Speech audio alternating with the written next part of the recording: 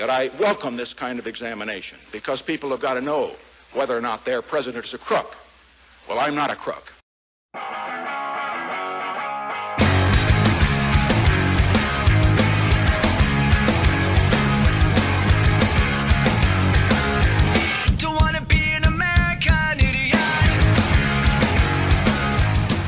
We can make our beloved country the source of all the dreams and the opportunities that she was missing.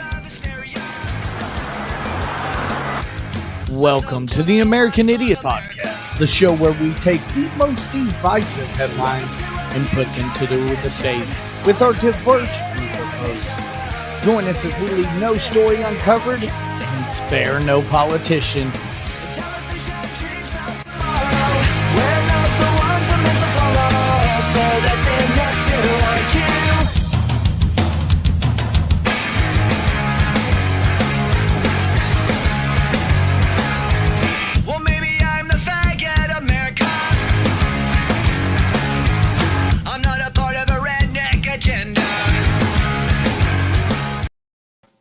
What's up, everybody? Welcome into the American Idiots this week. As we wrap up another week in the news and got a lot to get to. I have a feeling a couple of these topics, we actually had to call an audible like 15 minutes before we went on the air. So we're going to have some fun tonight. Without further ado, we'll go ahead and bring on the panel. First off, we'll start off with the Manic Hispanic. Manny Hispanic, how are you doing this week? Doing pretty good, man. I was feeling a little bit froggy, and I really thought that I was going to, dress up like a cholo for tonight's episode. But, yeah, things didn't go according to the plans I had for myself. Needless to say, I got backed up behind the ball, and before I knew it, I was trying to scarf down food before you brought me on camera, so I didn't have a mouthful of spaghetti. Dang, you always take away the fun stuff for me. I love when we get to mess around with you about having the food in your mouth. Okay, and with that being said, now we want to bring on the other member of our panel here, the Mad Hawk. Mad Hawk, how are you doing this week? Hey, that's how I like it, man. Mad Hawk. Audio off so we can't hear a thing he says. I was about to say, I can't hear Mad Hawk. That's wonderful. It's the best way for him to be. Yeah, look at him searching for the settings now. he's like, wait, where's my microphone settings? Yeah. He's got it mapped to the wrong microphone. That's what he's doing. He's playing with us. Oh. Well, definitely. And he's a professional. I thought I heard something there for a second. All right, maybe let's try that out. Is that better? There we go, man. We can hear you now, man. Welcome to the show, Mad Hawk. Yeah. American Idiot of the Week award goes to me. It helps if you have your mic turned on. Hey, it definitely does.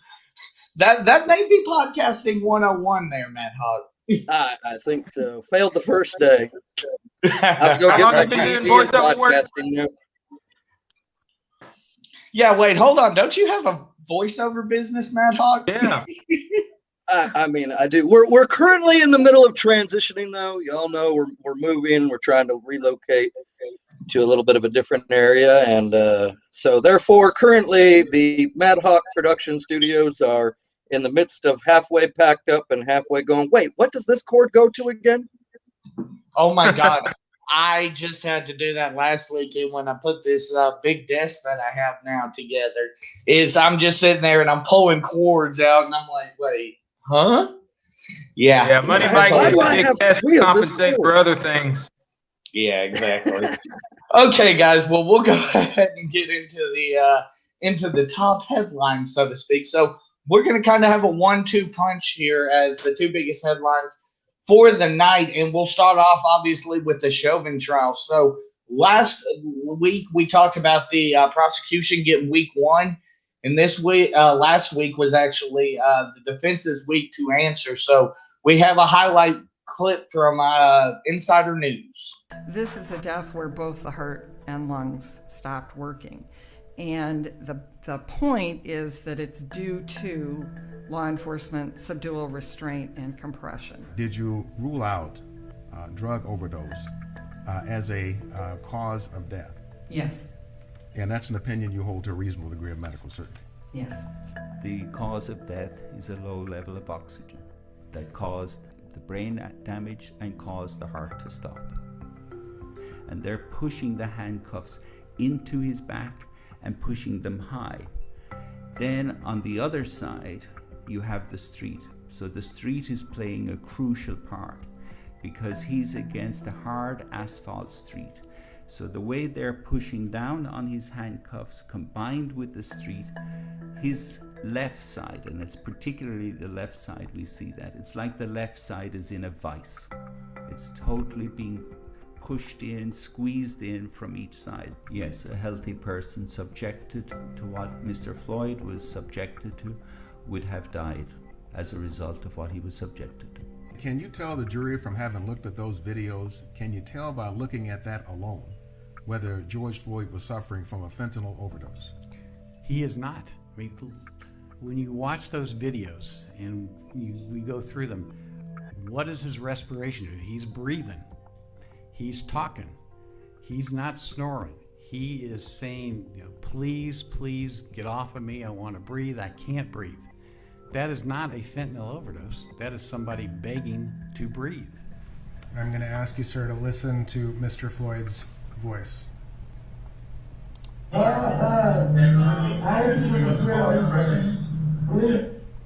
Did you hear that? Yes, I did. Did it appear that Mr. Floyd said, "I ate too many drugs"? Yes, it did. Having heard it in context, are you able to tell what Mr. Floyd is saying there? Yes, I believe Mr. Floyd was saying, "I ain't doing no drugs." So it's a little different than what you were asked about when you only saw a portion of the video, correct? Yes, sir. So you would agree the general concept is sometimes the use of force, it looks really bad, right? Yes. And sometimes it may be caught on video, right? And it looks bad, right? Yes. But it's still lawful. Yes, based on that department's policies or based on that state's law. To be lawful, the force must be objectively reasonable, correct? Correct. But if it's not objectively reasonable and it's not lawful, then it's just awful. Correct. Nothing further. My opinion was that the force was excessive. Once he was placed in the prone position on the ground, he slowly ceased his resistance, and at that point, the officers, ex-officers, I should say, they should have slowed down or stopped their force as well. Is this a MPD authorized restraint technique? Knee on the neck would be something that does happen in use of force that isn't unauthorized. And under what circumstances would that be authorized? How long can you do that? I don't know if there's a time frame. It would depend on the circumstances of the time. Which would include what? The type of resistance you're getting from the subject that you're putting the knee on. And so if there was, say for example, the subject was under control and handcuffed, would this be authorized? I would say no. Is what you see in Exhibit 17, in your opinion, within Minneapolis Police Departmental Policy 5-300, authorizing the use of reasonable force? It is not. And why not? That is, it has to be objectively reasonable. We have to take into account circumstances, information, the threat to the officer, the threat to others, and the severity of that. So that is not part of our policy. That is not what we teach. Did you consider the possibility of toxins, for example, being responsible for Mr. Floyd's cardiac arrest, including potentially drugs? In the sense that it might have informed our care, yes. There was, again, no report that this patient had, for example, overdosed on a specific medication. Was your leading theory then for the cause of Mr. Floyd's cardiac arrest oxygen deficiency? That was one of the more likely possibilities. I felt that at the time, based on the information I had, it was more likely than the other possibilities. And doctor, is there another name for death by oxygen deficiency? Asphyxia is a commonly understood term. Thank you, Dr. Langenfeld. No further questions.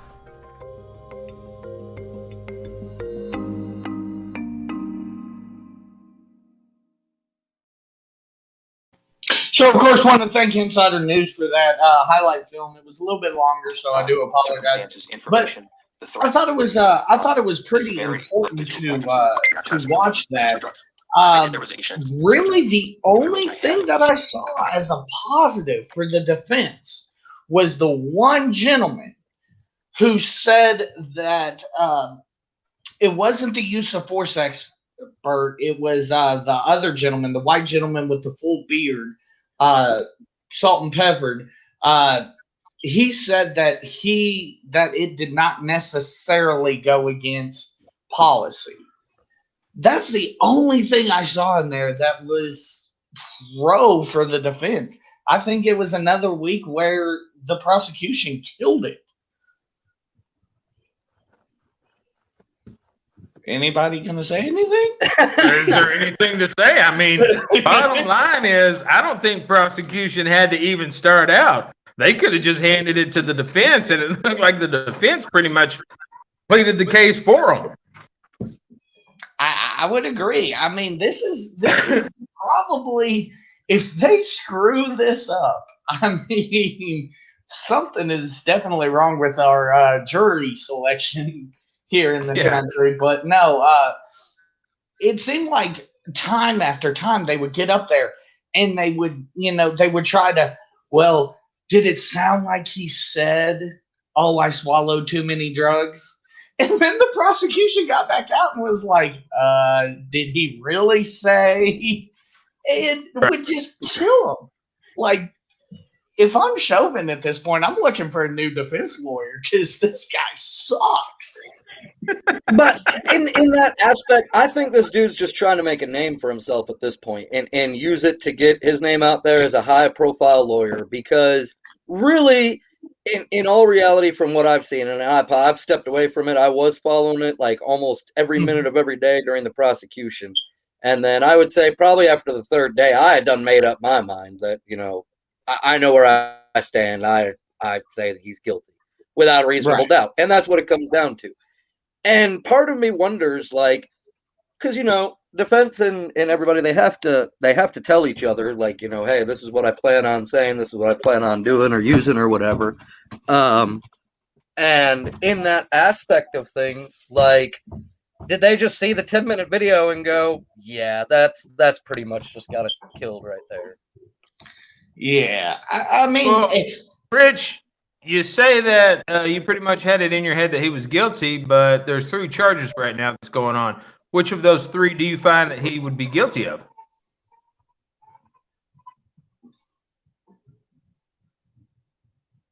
Yeah, you. Don't know why you're looking around. I wasn't talking to anybody else. I think this is the joy of live studios and things like that and moving all around, so we're adjusting. I apologize. I was surprised, and I guess, and I looked at that when it started because I was looking at and refresh my memory, but I know we were talking about was it Murder 3? Murder 3, Murder 2, and manslaughter. Manslaughter. And I was looking at it, and I can't remember which one I could find it, but I wondered, I was like, why aren't they pushing, first degree? And I believe it's because Minnesota is like one of 3 states that actually has this second degree murder line charge or whatever. So I guess in that sense, I agree with it, that I believe it's second degree murder. I mean, to me, at that point, like, I was all for him. I was like, hey, he it sucks. He's doing his job.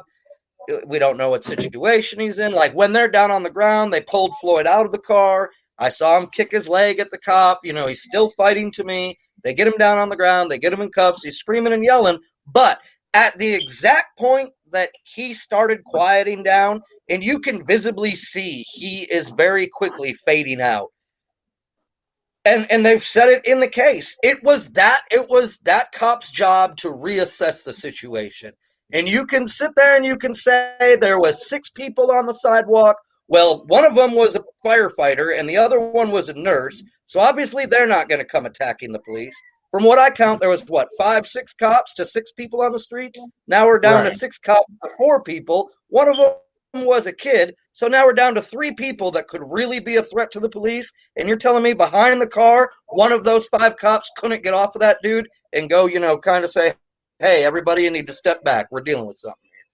Absolutely. I would agree with that. I would agree with that statement. I think the problem, if I have to nitpick, I think the problem and what worries me as far as getting that second-degree murder conviction is the prosecution hasn't kind of changed and pivoted to intent. What they need to worry about is proven intent here.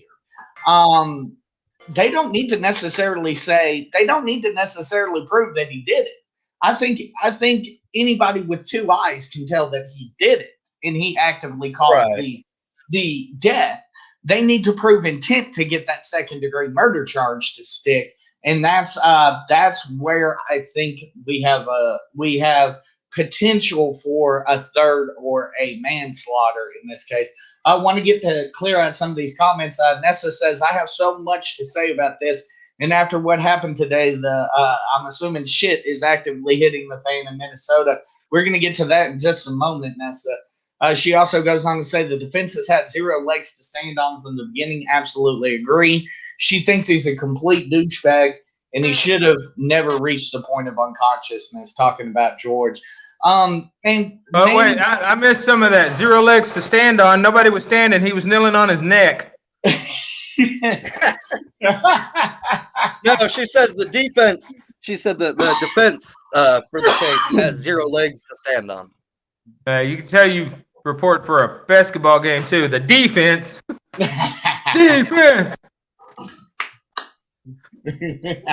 No, what do you think about this, though? Do you think it's time for the prosecution, instead of trying to prove that he did it, to switch to where he had intent to do it so that they can go for that top charge? No, I don't think they're worried about going for the top thing. I think they are trying to make somewhat of an example out of what happened. Mm-hmm. And as bad as it's going to sound, I think it's white political, trying to look like, hey, we're black friendly.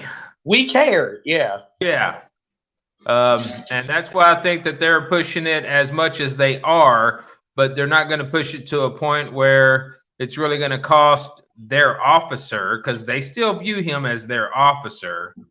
Do they though? Because I mean, they fired him.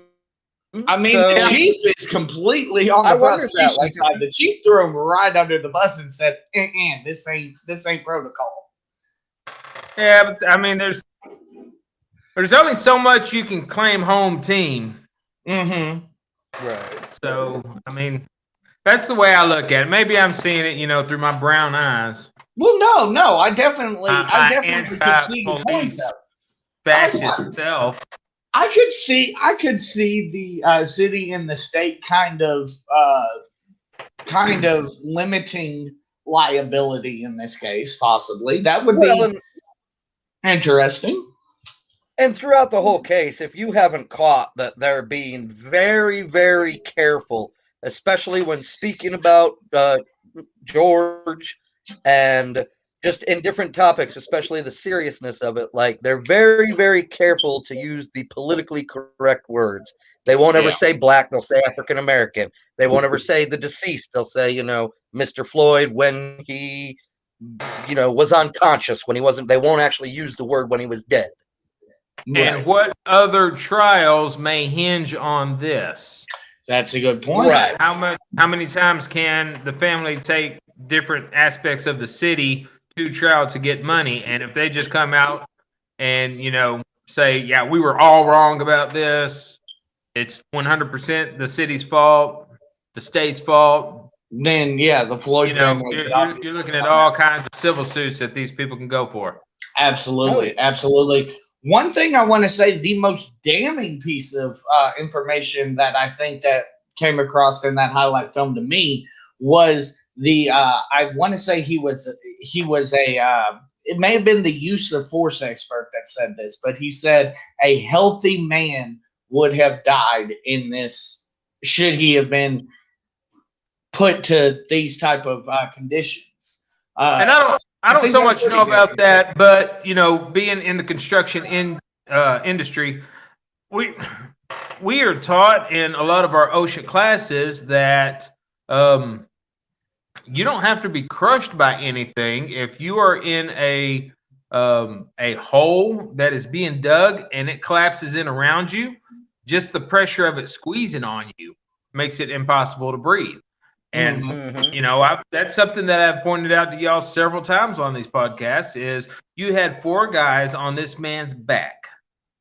And see, that's the thing I had. The asphalt under him, the tire beside him.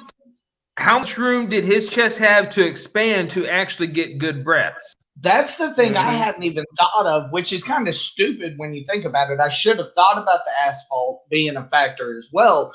But that's the thing I hadn't thought of. When he brought up the asphalt, I'm like, oh, shit, yeah. It's compressing him. Yes.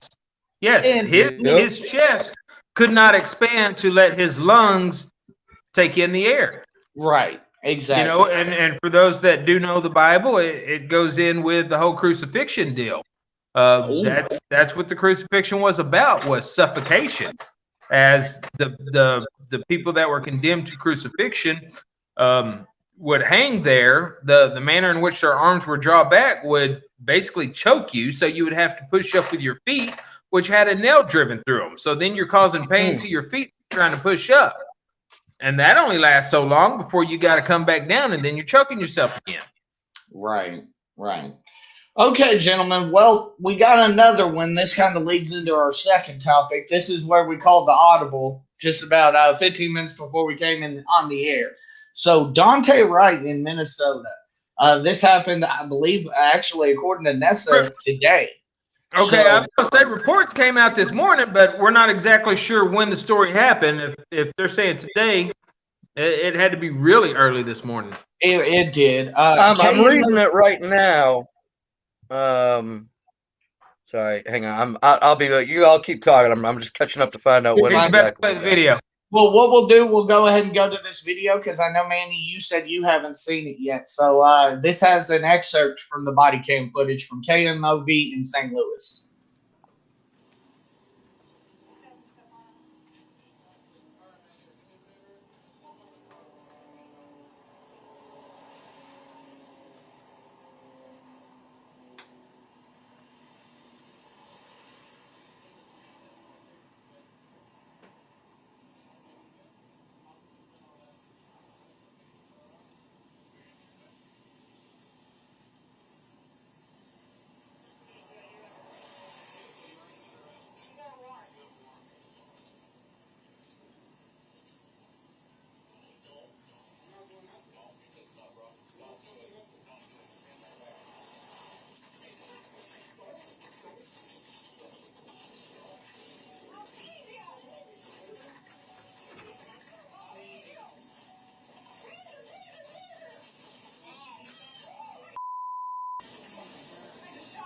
As I watched the video and listened to the officer's commands, it is my belief that the officer had the intention to deploy their taser, but instead shot Mr. Wright with a single bullet. This appears to me, from what I viewed and the officer's reaction and distress immediately after, that this was an accidental discharge. Okay, so we saw there the video. The officer walks up, grabs him. At that point, he decides he's going back in the car. So I don't know if you caught this, and I can play it again, but they never lost grip on him. He was already cuffed, so he couldn't reach. He was behind his. I don't know what he was doing. Was he cuffed? He was cuffed. Unless I'm mistaken, his hands were no, because how was he driven driven off if he didn't have at least one free hand? Well, I mean, shit, motherfucker. You got knees. And, I mean, he crashed like 2 seconds later, apparently. So, I mean, he didn't get very far. But with that being said, they never lost control of his body. He was sitting he barely got in the vehicle. And she did clearly say taser, taser, taser. You know, Right, she which is a warning to let the other officers know to let go so they don't get shocked as well. Right. So here's where my problem lies. Number one, the term accidental discharge, I think, is absolutely unacceptable. I think in this case, this isn't as grotesque and serious as the George Floyd situation, because I don't believe she intended to cause his death.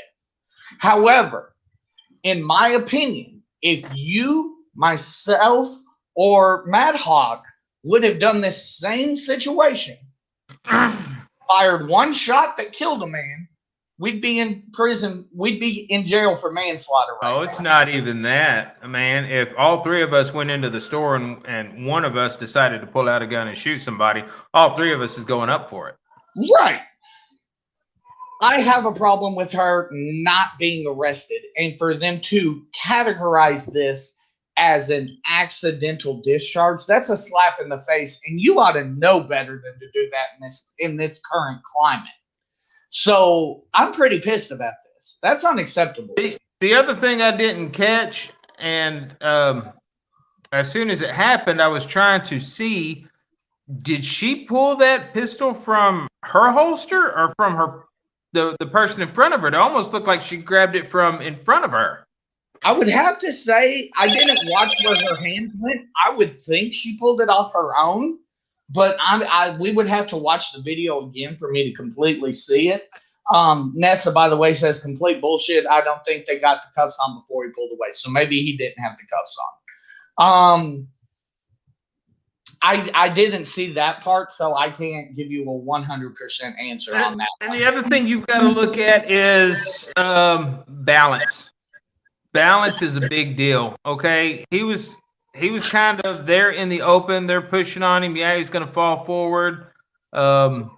It's hard to subdue somebody, I'm sure, inside of a car.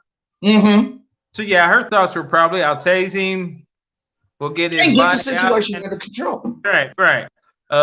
So the other question with all of that evidence is, where was she at in her training to pull her gun instead of her taser? That's the question. And is it an issue with how tasers are made? Should tasers be a different shape so that they don't so much mimic a gun? That's the other thing I've thought. Every taser I've seen on a police officer, and of course I'm only familiar with Arkansas, but they're yellow on the sides and black in the middle. So they look clearly and distinctively different than your service weapon. Right, and I've seen some that are blue also, but they are still built like a gun. The ones, and this is actually what kind of threw me off, is how close she stuck it to his body too. I know they make different kind of tasers, but the ones I've always seen are the ones that are big, blocky. They don't really necessarily look like a gun, and they shoot the prongs at you. From the backside, they do. With the handle, the grip, I mean, they're built real similar to a gun. Okay. Uh-oh. We lost your audio again. No, I muted it. That was my fault. I muted it. I got to remember where the mute button is on this thing because I'm not used to having to mute my microphone. But I was listening to y'all, but I was watching the video. So 2 things. Number 1, there is an officer. The first officer that has him outside of the car is in the process of trying to put handcuffs on him. I was listening. Okay, and I couldn't hear like they were struggling. And it was almost like he couldn't get the cuffs off and had somebody else hold the guy's arm.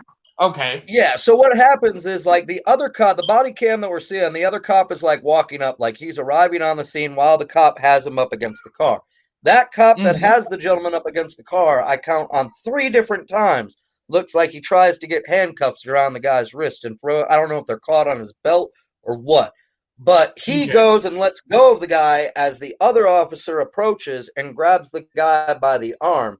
And literally, it's a split-second thing. Like, as soon as this cop grabs this arm, that dude realizes he's not in cuffs, breaks his wrists free, and dives back in the car. And then Okay. it does look like that officer, they'd have to slow it down because it's so quick.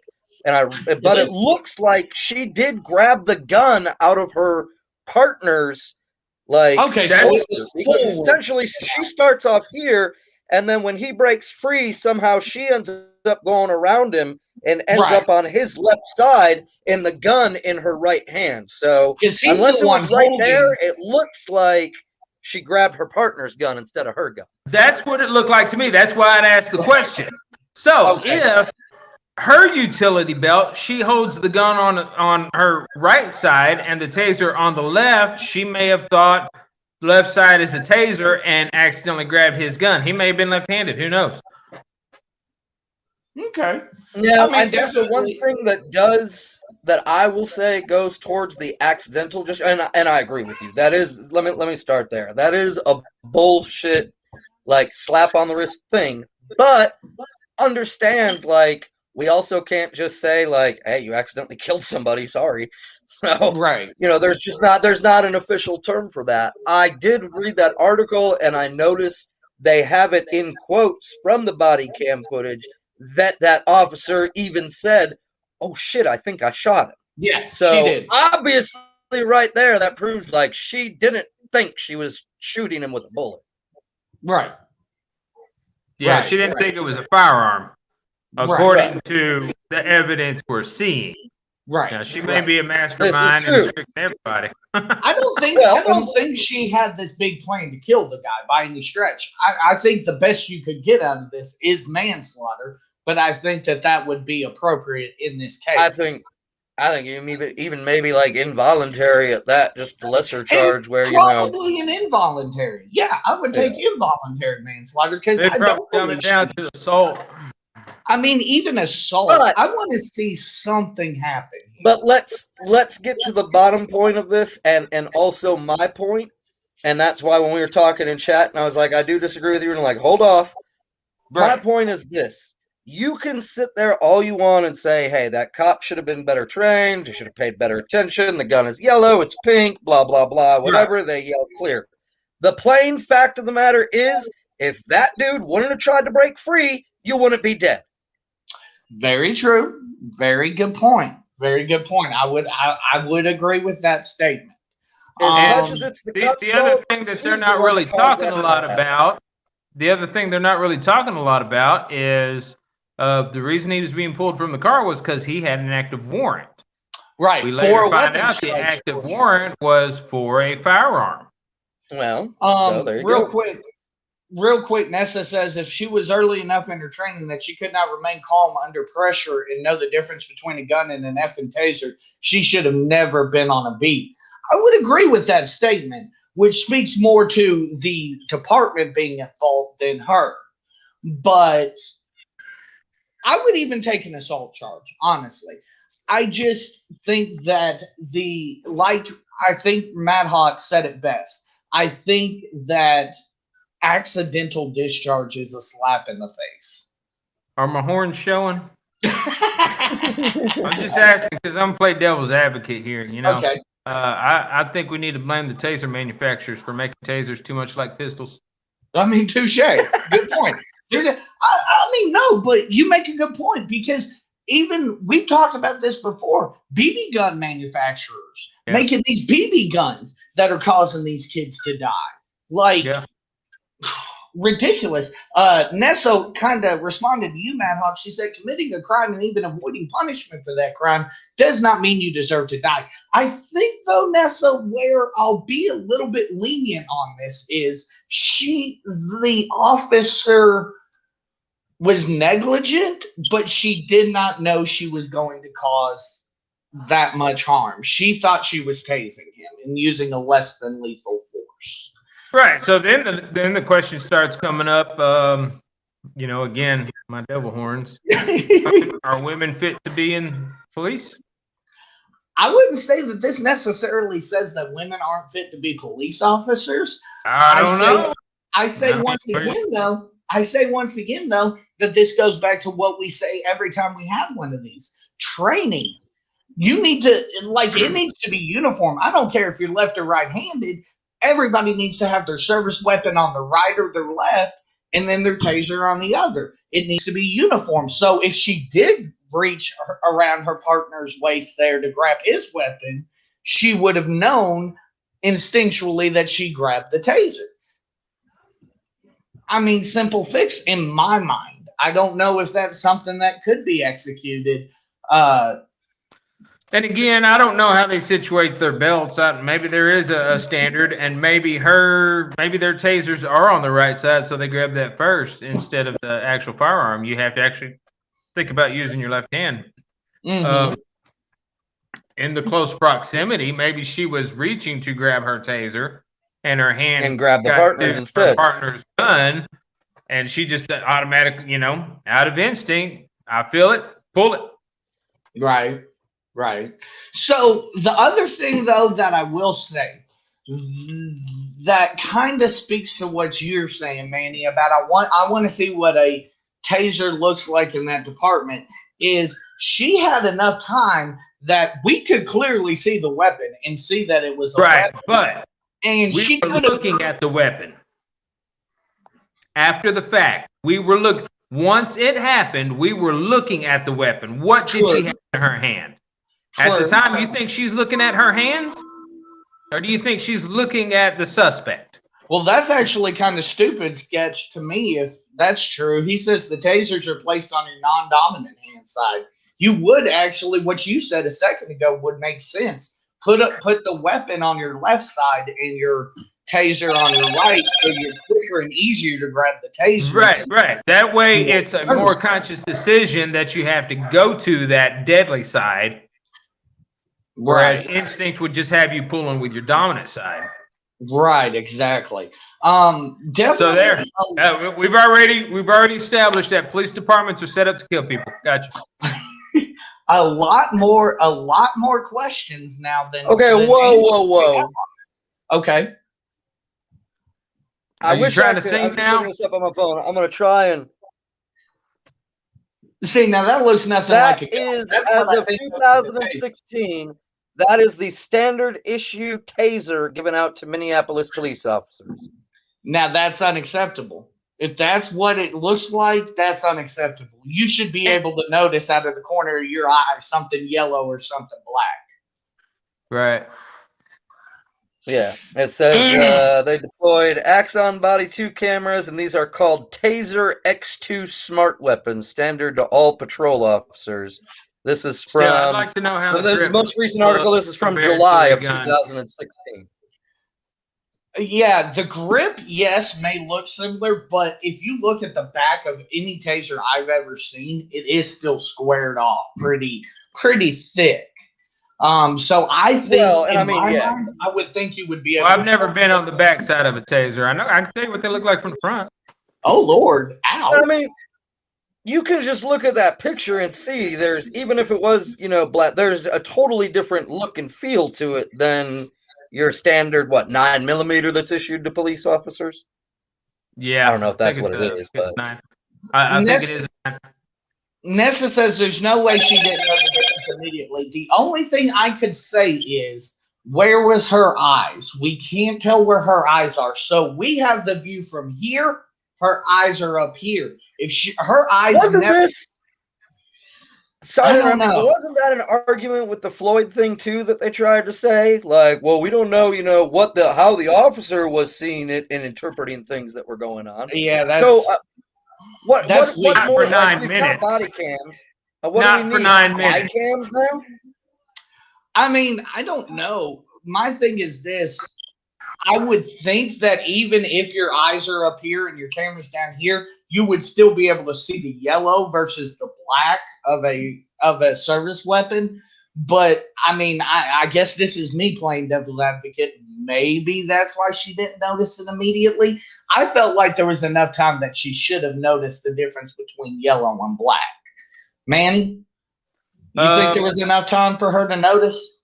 Being in the wrestling industry, being in a ring, going through spots, you would be surprised how quickly 30 seconds goes by. True. Sometimes it seems slow as all get out. But sometimes, it's seconds. And you look for your openings when you're going for an arm drag to make sure you get it in the right spot. You look for your openings with a hip toss. Different things. So when all of that is coming at you, you don't always realize what's right in front of you versus what's a little further back. Very true. So like very I said, true. knowing that he had a warrant for a firearm, knowing he's going back into his car, is she paying attention to what's in her hand, or is she trying to find his hands to see what he's doing? That's the other thing. That's the other question. So there's a lot of this that I'm willing, like I said, I'm willing to be talked into. Okay, maybe she's not as liable as I think. It's going to be hard to talk me out of her being completely. It's going to talk me out. It's going to be hard to talk me into there's no liability and it was an accidental discharge of a weapon. That's the department calling it accidental discharge. She had a weapon in her hand. She intended to fire it. She mistook what the actual weapon was. Right. According to everything that we're seeing. Nessa, going back to the eyes talk, she says, yes, it was part of the defense's argument, but it doesn't matter where her eyes were, as before she was armed and placed on the street to protect people, she was or should have been trained on how to reassess the situation. I don't know necessarily if they're so Matt Hawk. There's training, and then you get to your on-the-job training. I mean, well, and Matt Hawk makes a good point when he said, about Chauvin. In the Chauvin case, there was plenty of time to reassess because the situation was calmed down. I don't know. I mean, it's not like she shot the guy for 9 minutes and 30 seconds. I don't know if she necessarily had time in this small amount of time frame, like you said, 9 minutes and 30 seconds versus a good 2-minute clip, to deem that he was in control and wasn't about to do something. While we're here, I guess we might as well bring up the other issue that you brought up, Manny. I didn't get to see the video, but I just pulled it off of YouTube about the Virginia officer who fired using the pepper spray on the Army gentleman, or the soldier. So we'll look at that too and talk about that. A police officer in Virginia has now been fired after he pepper sprayed a black and Latino Army officer during a traffic stop. The officer's name is Joe Gutierrez. You see him here on the left, pepper spraying the Army Lieutenant Colonel Karen Nazario and yelling at him to get out of the car. Nazario sued the Windsor Police Department earlier this month, arguing the officers racially profiled him and used excessive force. City officials say an internal investigation found Gutierrez did not follow the department's policies. The second officer involved in the traffic stop is still on the force. And the video is, well, here's NBC's Sam Brock.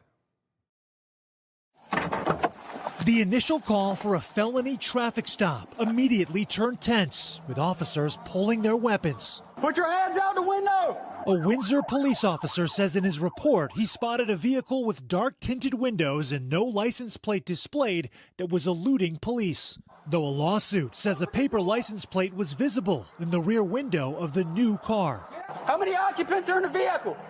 It's only myself. Why are your weapons drawn? What's going on? The two officers demanding U.S. Army Lieutenant Karen Nazario exit the SUV as the officer's body cameras and Nazario's cell phone were all rolling. What's going on? Now! Nazario, who is black and Latino and was wearing his military uniform, asks repeatedly why he's being detained. I'm serving this country and this is how I'm treated? One of the responding officers appears to make a reference to the electric chair, according to the lawsuit. What's going on? You're fixing to ride the lightning, son. And then this exchange. I'm honestly afraid to get out. Can I? Yeah, you should be. Get out. Back up. Whoa, Officer Joe Gutierrez then pepper sprays Nazario in the face. Hold on. That's up. Overnight in a statement, the town acknowledged the unfortunate events. Officer Gutierrez has since been terminated by the Windsor Police. Now a civil suit alleging a violation of constitutional rights. My client wants to prevent those two officers from doing it to anyone else. Nazario admits in his complaint that he didn't immediately pull over, driving nearly 2 minutes with his hazard lights on so he could stop at a well-lit gas station. In a report, one of the responding officers writes, "The driver was actively resisting. When I attempted to unlock and open the driver's door, the driver assaulted myself by striking my hand away." The Supreme Court has held since 1977 that even for a routine traffic stop, officers have the power and the discretion to order a driver out of the car. For the news, I'm Sam Brock. Shepard Smith. Are you freaking kidding me? Okay, so I'm going to take this step by step. Number one, since when is your tent being too dark or you not having a license plate, license for somebody to immediately pull a weapon on you from Jump Street? Right. This guy doesn't only need to be fired. This guy for sure needs to be landed with assault charges. Yes. Mm-hmm. That is sickening. What the hell happened? There's two things, and I'm not trying to defend that guy. There's just two things that I want to point out. One, media pointed out in that video, they said, "Oh, he referenced riding the electric chair, the chair when he said you're fixing to ride the lightning." He could have just meant he's fixing to tase him. Not. I don't even think we use the electric chair anymore. Number one. So, okay, here we get into the topic of media, sensationalizing stuff and pushing an agenda. With that being said, though, what did get me is the point where the gentleman said, "I'm afraid to get out of the car," and the police officer's response was, "Good, you should. You should be." That is where, nope, you cross the line as an officer, and you are abusing your power. Now, mind you, he also said something important to me. He said that he rode with his hazards on to a well-lit area. That is within your rights, correct? Yes. That's not considered eluding police. Now, a lot of police don't like that, and they'll let you know they don't like that, because I have done the same thing on some backwoods streets here in Arkansas. Mm-hmm. Man, that one was definitely more cut and dry than the one before, Dante. But yeah, that was. Well, the things I want to point out was their initial call was over the lack of a license plate, yet a license plate was there. It was I didn't. I was looking. I did not see one in the window where he said they said it was in the window, but the dark tint may have made it hard to see. But once they pulled up, they could have told. What you have are officers that were upset that somebody didn't pull over immediately. Right. I would agree with that. So they got out with their guns drawn. All right. That goes into de-escalation tactics. Where was that? Their training failed right there. Well, and what's crazy is it showed there was no audio for them just talking after they sprayed him, but it sounded like afterwards they were kind of kicking it with the dude. Maybe, a lot less, tensions weren't as high after they sprayed him. Well, I'm sorry, if I go and pepper spray a freaking army guy and then find out he's an army guy afterwards and calm down from just being a dick, I'm probably going to be kissing his ass too, because guess what? That dude ranks higher than you, Mr. Police Officer. Oh, absolutely. And trust me, I'm not saying that, he de-escalated the situation by any stretch of the imagination. What I'm saying is it looks like they were definitely in kiss-ass mode afterwards, because they gave him a wide breadth of area. But, I mean, the gentleman, it's weird because they kept saying, like, he was ignoring their commands and stuff. But, like, they're saying, show me your hands. You see him do this. He's got him outside the window. Yeah, exactly. Yeah, and then there was a flat-out lie when they said, when I went to open the door, he smacked my hand away. Right. I noticed that one, too. Like, dude, you The other thing I noticed was that the man who was pepper sprayed was more calm than the officers with the weapons. Right, absolutely. So I think the biggest issue I had was they initially called it a felony traffic stop. I'm like sitting here thinking, okay, did the guy have a warrant? And then they're like, well, he had tint and we couldn't see his license plate. How does that make that a felony traffic stop? Okay, Sketch says, cops have too much unchecked power. They believe they can act in any manner they want. My question is, who polices the police? cops are now the Gestapo of the 21st century. I want to address that. You're absolutely right. We need a situation where I don't know exactly how we have a police. That's what internal affairs is for, is to police the police. They are supposed to be bound by the Constitution they are supposed to uphold. But how much of that is? I almost wish we had. It's gone unchecked for so long because internal affairs has always covered up for their police friends. Right. But we are starting to see a trend where that is not the case anymore. Okay, well, that makes me happy because I was about to say, should internal affairs not be something where maybe we have like a civilian panel where they're away from a third party? Yes, definitely. I mean, that's just my thoughts. Nessa Unfortunately, that third party exists. It's just called the court system, and something has to happen before you go in front of it. True. Nessa says the training and screening process in order to be a police officer needs some serious work. This is completely out of control. I would agree there. I think that not only training, but screening especially. You need to make sure these people have no history of PTSD. Honestly, I'm probably going to get some flack for this, but anybody that served in a combat zone, I think that should automatically disqualify you from being a cop. I think you're wired incorrectly for what you need to be. Sketch says, I worked for a law enforcement agency in the past. Internal affairs is BS. The police unions have more power than internal affairs. I've seen a lot of corruption with my own two eyes. I'm not going to say that there shouldn't be such thing as a police union, but I'm going to step right to that line and say that I don't necessarily agree that or maybe they should water down the union. Like, if it comes to a certain aspect, like if we're talking use of force problems, a union shouldn't even be thought of in this case, I don't think. That's just my thought. Mad Hawk? I would agree with you, and that's, really what I've been thinking of since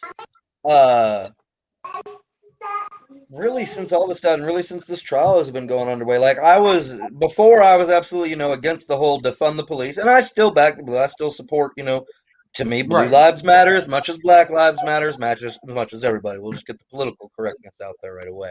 I understand the message that they're trying to convey. But with that being said, yeah, we're getting to a point where even if you've had internal affairs, which you said cover up for their cop friends, and we know that to be a thing, those cop friends have now pushed the line so far that internal affairs is like, look, we can't cover up that you killed somebody. Like, you did it. But on the flip side of that, like, yeah, absolutely, it is becoming very apparent that we don't need to defund them. I don't necessarily agree with having like social workers and stuff go with them into situations. Right. But if anything, some more funding needs to be directed to create some type of accountability force for them, because this is happening way too much. And eventually it's going to go to the line where we just won't have police officers anymore, because those that are the good ones that do it for the good reasons are not going to want to do it anymore, because they got to worry about everything they do getting dragged down into the bad reasons by all the bad. Well, and that's the case where I will say this. I still support the police force, the people that are out there doing the right thing, doing it the right way, and all that. There pieces are of shit good are the cops out ones there, that, and we do see them. Whether you are white, black, Hispanic, or purple polka dot, you have seen a decent cop somewhere in your life. I would agree. It's unfortunate that the people that, are slipping through the cracks. We've seen the system exposed over the past 365 days. And, for the African American community, it goes way past that. But, we've had our eyes opened. COVID and us being a captive audience has opened our eyes to a lot of this stuff that we were able to kind of, whatever, and change the channel. Now we're kind of a captive audience, and, now we're seeing what is actually going on in this country. Manny? I was going to say, Rich, you're new to this panel, and that's something that we have all kind of agreed on before, is it isn't so much you need to defund them, but to reallocate those funds to training. There's no reason that training for a police officer should be as short as it is in this country. Oh, absolutely Right. not. And you know, And I was just wondering that as we were talking, do you have to have a criminal justice degree to be a police officer? I know I I've don't heard think about a lot of so. officers that do, but maybe that should be a requirement. Maybe you I should have to go get a degree before you can apply to the academy. And we make everything that we're living on right now, part of the core curriculum of criminal justice. You know, that's absolutely not a bad idea. One thing I will say is that would then cause their pay to their asking price to go way up. But I mean, I'm not absolutely, but then you attract higher quality candidates. exactly. I'm not necessarily against that. Where you know Manny mentions training. Another thing I want to see go away is these militarized weapons and defense items that are being assigned to these police. I want to see those go away as well. I believe that you have a SWAT team for a reason. I understand SWAT teams having things, but there's no reason that everyday forces should have those same things. Exactly. You don't need a tank for Duval's Bluff. Exactly. Nessa says policing in this country is so bad that many people won't even call for help in an emergency because they're so afraid of what will happen. I've actually heard statistics. I've heard people say that, you know, hey, I don't want to call the police on my grandson for what he did, even though it was terrible, you know, but because I'm afraid he's going to get killed, you know. She said that, I guess, about the criminal justice degree. Sketch says, do you believe No, she was saying that about the tank. You don't need a tank in Duval's Bluff. Oh, okay. Sketch says, do you all believe the police should conduct traffic stops? I think the police should focus on serious crimes and issues and have a dedicated unit to focus on traffic stops. I'm not necessarily against that. I thought that there was a difference. I thought if you were conducting traffic stops, you weren't going on the serious stuff. I think as an officer, you kind of start, I don't know, but just, I mean, I've talked to officers throughout, and like I said, I've known a few friendly ones and things. So, I believe you start out as just a beat officer. You just go and do traffic stops. And then as you get promoted into like detective and sergeant and stuff like that, then you get to start choosing a specialty of law like homicide or special victims unit or, you know, fraud, whatever, but you go down a specific path of crime to be a better officer. Yes, that is partly the case. I mean, basically, the police department is set up like any department store. You have people on the floor, or in this case, on the street, who are out in case something happens. They don't know if it's going to be traffic. They don't know if it's going to be a domestic dispute. They don't know if it's going to be an armed robbery or a murder. So when they leave on their beat, they're supposed to be prepared for whatever happens. Right. Maybe that wouldn't be a bad idea to just have a dedicated traffic cop and then have, you know, people dedicated to go take care of domestic situations. But then you're definitely doubling the force. You've got certain people that's on the same night, you know. Now you've got to have quote unquote 2 officers running at night instead of just the one that could catch whatever call comes in. True. Well, let's be honest. I mean, if you've got 2 officers that are assigned to assault and battery and you've got 5 fights that come in, do you tell the other 3 fights, like, I'm sorry, y'all going to have to figure out how to settle it in your own way. All of our officers are tied up right now. It's a good point. Yeah, because we can't bring our traffic guys over here to handle this. Right. We can. Unfortunately, there's somebody else decided to commit a robbery like 2 hours before this one started. Y'all gotta work out your scheduling a little bit better when you're going to do these crimes if you need police coverage. Good point. Nessa says, but the thing with requiring a degree is Chauvin was a police officer for almost 20 years and had hundreds and hundreds of hours of education and training, and it still happened. It's a good point too. Would Chauvin be necessarily the exception to the rule? I think so. I think if you still catch think him from you the beginning. you still need that training. You Right. need elevated levels of training. I think if you catch him from the beginning, you can either work it out of him or you can discharge him. Honorably, Well, and dishonorably, whatever. let's be honest. Like, if you really look at that, if there was a degree, would it, and let's say this happened, just hypothetically. Let's say Chauvin went to college, he got a degree in criminal justice, worked as a cop for 20 years, everything happens still the same. Could they then, the prosecution, not turn around and use that against him? Well, see, you set out way from the start of your career to go and kill people of color. You paid to go to college to learn how to do it. Right. And y'all are fixated on a degree. I'm thinking all these other industries that aren't necessarily degreed, electricians, plumbers, heat and air, these trade schools that people have to go to get the education to do their expertise. And that's what I'm thinking. I'm not so much looking for an overall degree that encompasses everything. They should go through more training than I think we've said, 6 weeks? Yeah. I think we need to expand basic training. I think for at least a year, you need to be going through what I would call basic training. Obviously, you have phases. It's going to be more intense in the first phase. Then we'll go more classroom in the second and third phase or what have you. But it needs to at least be a year, in my opinion. At least.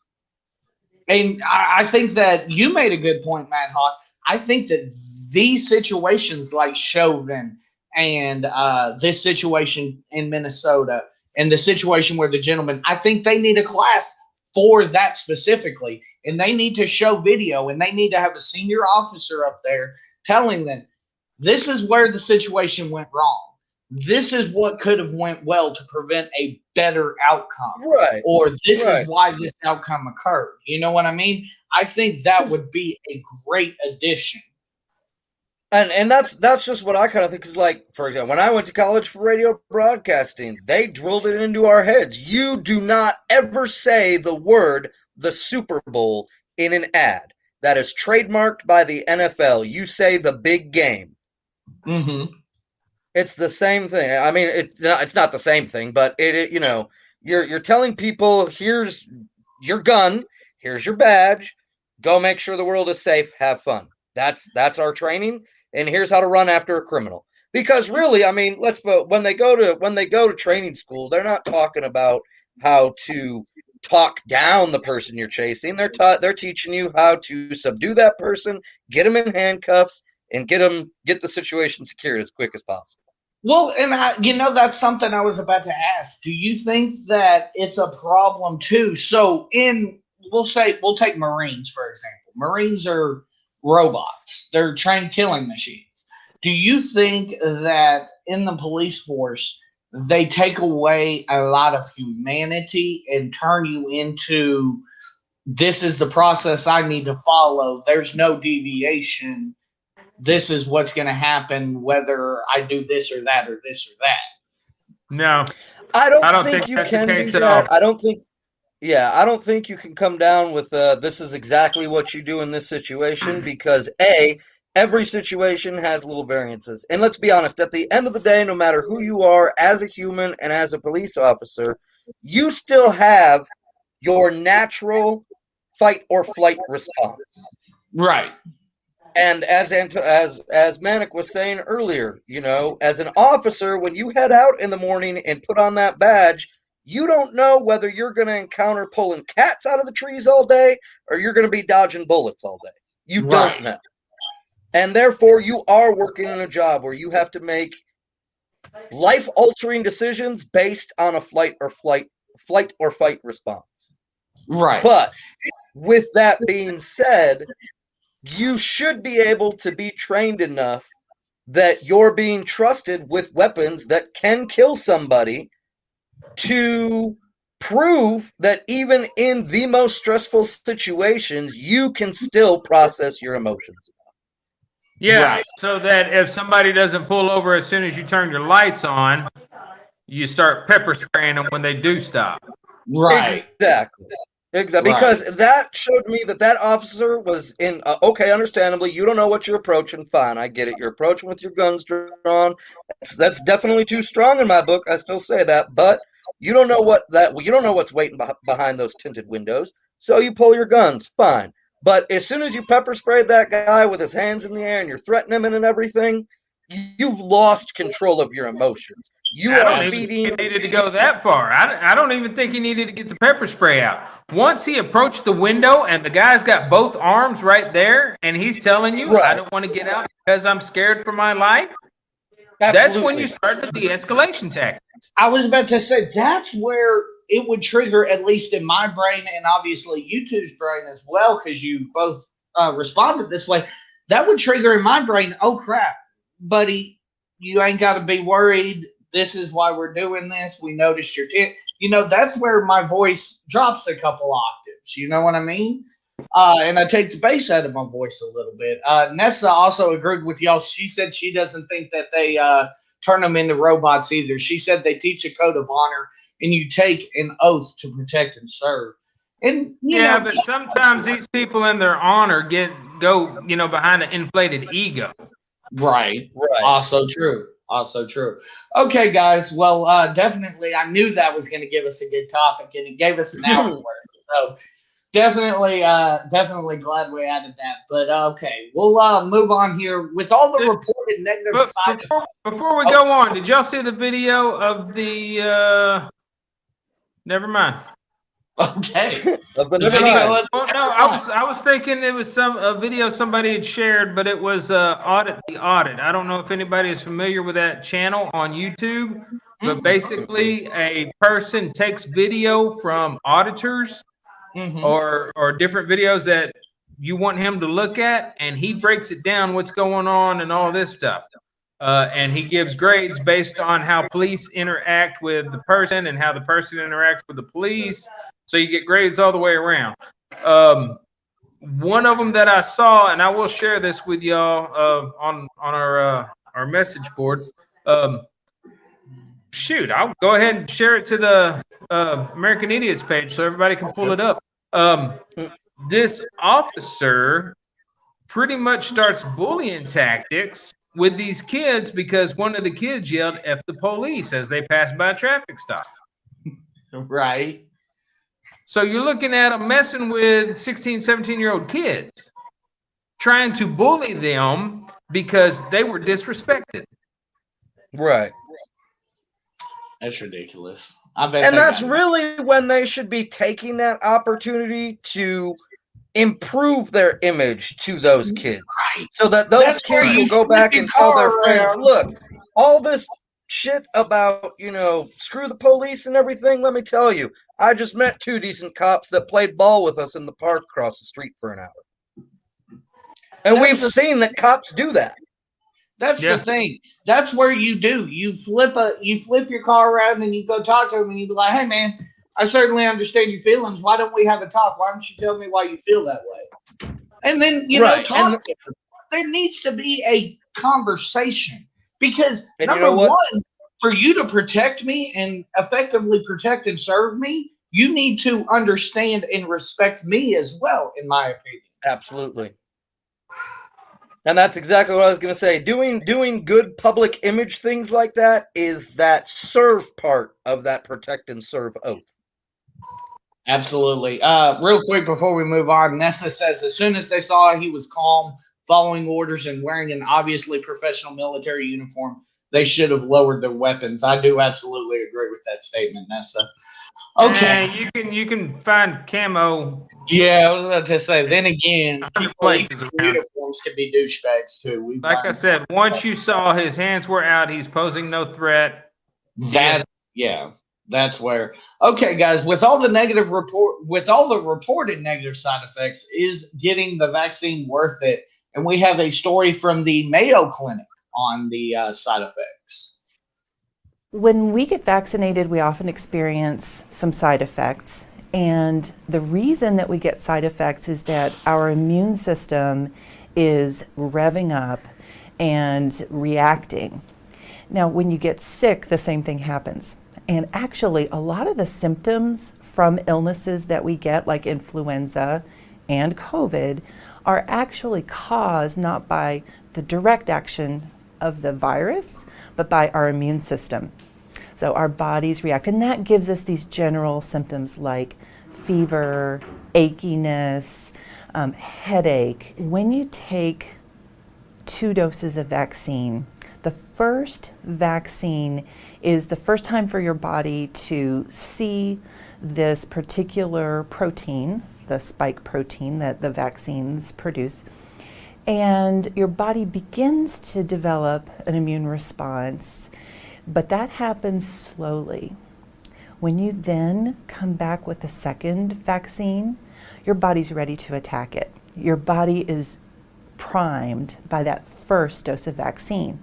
So the second vaccine dose goes into your body, you start to make that spike protein, and your antibodies jump on it and rev up, and your immune system responds. So it's kind of like it's studied for the test, and it's acing the test. The vaccine side effects that we've seen, particularly studied well in these large phase 3 trials, resolve within about 72 hours of taking the vaccine.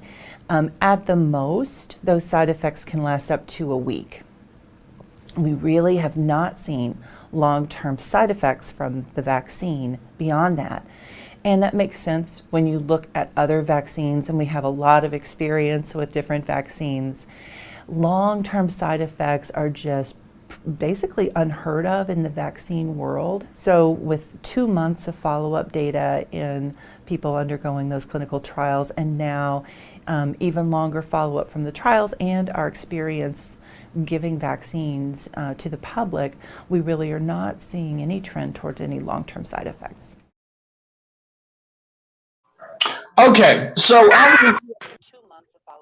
obviously she's going to be a little slanted pro-vaccine. But what she says, in essence, is correct. Your body is obviously going to have a reaction, especially to, a foreign material entering your system. There will be some effects. That is your immune system working. But with that being said, the Johnson & Johnson, one thing I do want to bring up, the Johnson & Johnson vaccine has actually now, it's being reported, is not being given any longer in a lot of sites across the country because of the propensity and the severity of these effects that are being reported. So do you think that the vaccine, let's talk about side effects. Do you think the side effects, the potential for, hey, I'm going to feel like shit for a day. Let's say you get the average side effects. I'm going to feel like shit for a day. Tomorrow I'll be fine. I'm cool with that. Now, if we're talking, I'm going to have long-term, long-lasting effects, and there's a good chance that that's going to happen, that's where I'm like, let me pump the brakes a little bit. And that's why I pretty much come down to, if it's not the Pfizer vaccine, I don't want the Moderna, and I don't want the Johnson & Johnson. The Moderna, obviously, we talked about this a couple of weeks ago, fudged their numbers and BS their way through trials. Johnson & Johnson is the live virus, and we're seeing a lot more complications. If it's not the Pfizer vaccine, I don't want it. That's where I am at this point. Manny? I noticed that even with you talking about side effects, they're skirting the issue of blood clots. I mean, yeah. When have you taken a flu shot and got a blood clot? Yeah, that's not the body's natural response. So, yeah, that's a problem. She talked about there's no long-term side effects. We haven't been using this long-term, so how do they know? Touche. I mean, geez. The other thing is, once you get this vaccine and it's been studying so that it can ace the tests, what happens when it's a different test, aka a different strain of the different strain of the virus? Right. And it's looking for virus A, but virus B comes along and they're like, oh, yeah, we don't have to worry about that one. Then what? That's why you have people that are still contracting COVID, testing COVID positive, even though they've had the vaccine. Well, and Fauci actually made a good point before we get into you, Matt Hawk, in your response to the video. Fauci actually made a point that also kind of makes me wonder. So I'm open to getting the vaccine, but my girlfriend's absolutely opposed to it. Fauci said that even if you take both doses, he still wants you to wear a mask because you could become, like strep, a carrier. You may not get sick, but you can make somebody else sick. Where's the selling point in the vaccine at that point? And here's my question on that part of it. How do they know? Now, let me rephrase that. Why are these people that had the vaccine going and getting tested unless they still feel sick after the vaccine is supposedly supposed to be getting better? Why are they getting tested after they've had the vaccine for COVID to find out, hey, I got the vaccine and I still got COVID? Well, that's what I'm saying. Apparently, they have no side effects. So I'm wondering if maybe they did a test where they continued to test people for COVID and they found out, hey, yeah, you can still get the COVID bacteria, you just don't get sick. Because what he said was, you won't exhibit symptoms, but you could give it to somebody, and they, if they're not vaccinated, could exhibit symptoms. That's where I'm like, where's the positive here? Because I can say, have you gotten the vaccine?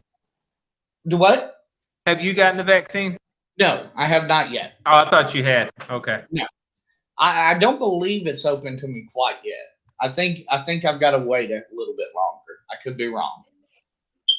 Because my point I was going to say was, once you've had the vaccine, do you just go and get tested just to find out? It's a good point. Right. Not many people will go and get tested. If you get a flu shot, do you go, 2-3 weeks later just to find out, do I have the flu now? I got the vaccine. I'm not really feeling any symptoms, but can you check just in case? Right. No, I'm thinking these people are having the symptoms and they're going to the doctor because they have the symptoms and they discover you've got COVID. Well, wait, I got a vaccine for that. How can I have COVID? How the hell did you make that sound like the AOL voice from the 90s? You've got COVID. Because I do better voiceover work than Rich. Matt Hawk, what do you think about shots fired there? Give us your take, Rich. Scientifically, I think it was accurate. Matt Hawk? I didn't hear. I was asking. I was waiting. I didn't hear what. Give us your take on the whole thing. Yeah. Oh, my take on the whole thing. I mean, I still preach the same thing that I've been saying, which is I'm not getting the vaccine anytime soon. Well, I'll change that. No, I'm going to come clean. I did get the vaccine. I got a different version that is not being offered to anybody. It's called the Mad Hawk vaccine. And what it is you don't listen to anything that the news media tells you. You wear a mask only when they absolutely need you to because you really want those chocolate chip cookies at Walmart. And you work and deliver packages for a year and then, whatever happens. But during that whole time, you never catch COVID. It's great. I've been a year free. I got that shit. That shit sucks. But yes, no, you're right. You're right. Nessa says it's way too soon. There's way too much margin for error. I wouldn't necessarily disagree with that. And I don't know if maybe we're thinking this just for the simple fact being we've never seen something with an emergency, or at least in my lifetime, I've never seen a vaccine get an emergency authorization. That's the part that kind of makes me go, gives me pause, because the FDA basically is saying, we'll let you stick people with this, but we're not going to back it with an FDA seal. That's the part that makes me a little bit hesitant on it. This has always been my number one question with this. When you as a consumer go out and, let's say, buy a car or a video game system or whatever, the first things that you look at, usually, especially if it's a brand new product that came out, is the reviews on that product. Right. Some people, like myself, I won't even buy. Like when they came out with the PlayStation 5, I'm not even worried about trying to buy it until next year because I want to see if they work all the kinks out. And what I don't understand is why so many people are willing to do that with a car or a PlayStation or a new TV, but you're willing to just put whatever somebody says into your body because they say it's good for you. Well, I think a lot of it too, though, the non-questioning is a lot of people also just want to be able to get to where we're kind of back to a semblance of normalism. But the question I have is, if that's your motivation, you still have to wear a mask according to Fauci. Like I said, if you want to get back to normalism, a mask and a vaccine ain't going to help you. Not in this government. Where is the incentive there? Because, like I said, if Fauci's still preaching wear a mask even if you've been vaccinated so that you won't infect others. Especially when last reports that I saw was these vaccines are only good for about 6 months. Right. And let's not forget this whole disease was only supposed to be around for 2 weeks. We were only supposed to wear masks for 2 weeks to help curb the spread. Here we are a year and a half later. Right. And speaking of the spread, that kind of moves us into our next topic.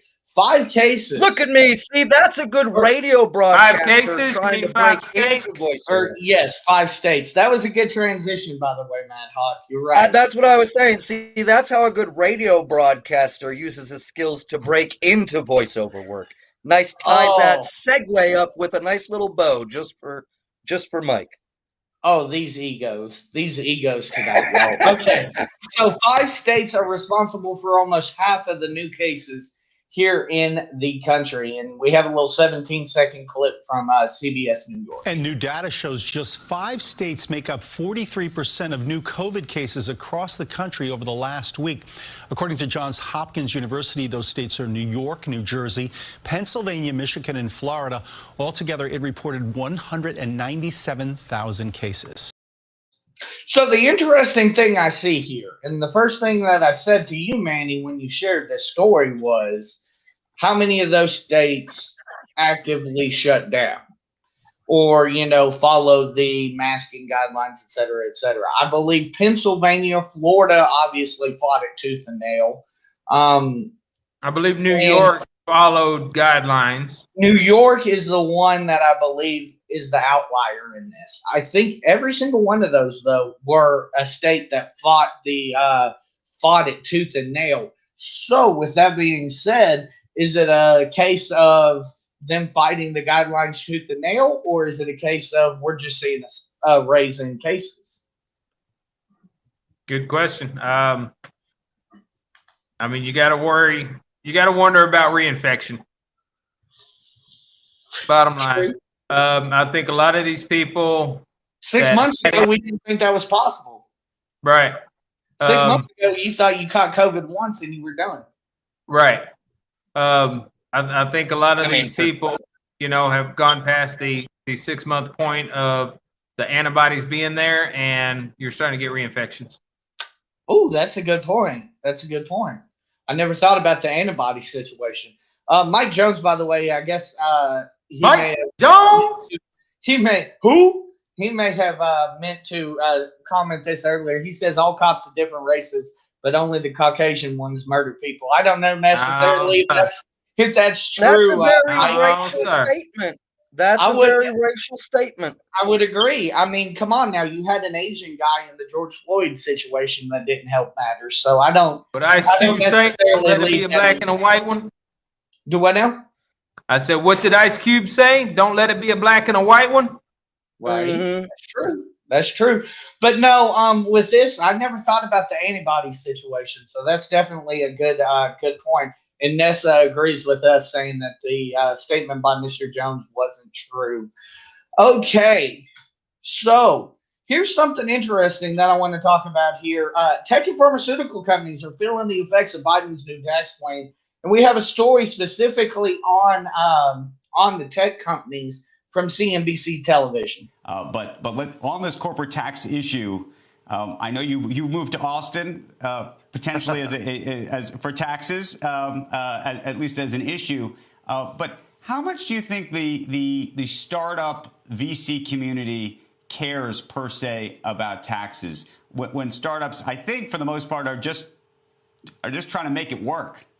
Yeah, good morning, Andrew. Yeah, if you want to make fun of us in the tech world, you could say there's not too many of us that are profitable and paying corporate taxes yet for 99% of what we do. That said, it's obviously a really important economic issue for the country, and it is an issue for these companies when they succeed, where you want to keep them long term. So, it's pretty clear it's not necessarily the most efficient tax, and I was a fan of where the tax rate was put to a couple of years ago. So I wouldn't want to see it raised too much. I think you're going to cause bad incentives for these companies about where they base themselves.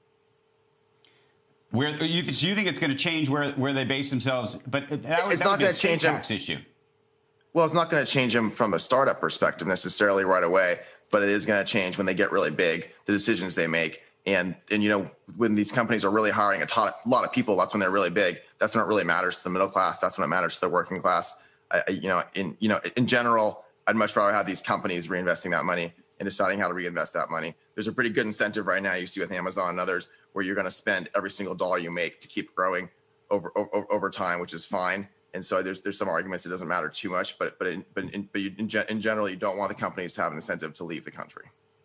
Okay, related though, what do you make of a minimum tax for those over $2 billion? It actually spares, frankly, most companies. That one really scares me because I think that it's really powerful that the incentive right now is to reinvest in hiring as many people as you possibly can and to reinvest in creating new things. The best entrepreneurs in our country are the entrepreneurs like Jeff Bezos, who've already built great things, who are given this cash flow and then forced to do something new with it, forced to have an incentive to build a new company with it, to create AWS for our country, to create everything else he created on top of it. And so the minimum tax hurts that incentive. It says, no, you're no longer incentivized to reinvest everything. And right. I think it's a mistake. Shepard Smith here. Thanks for watching CNBC on YouTube.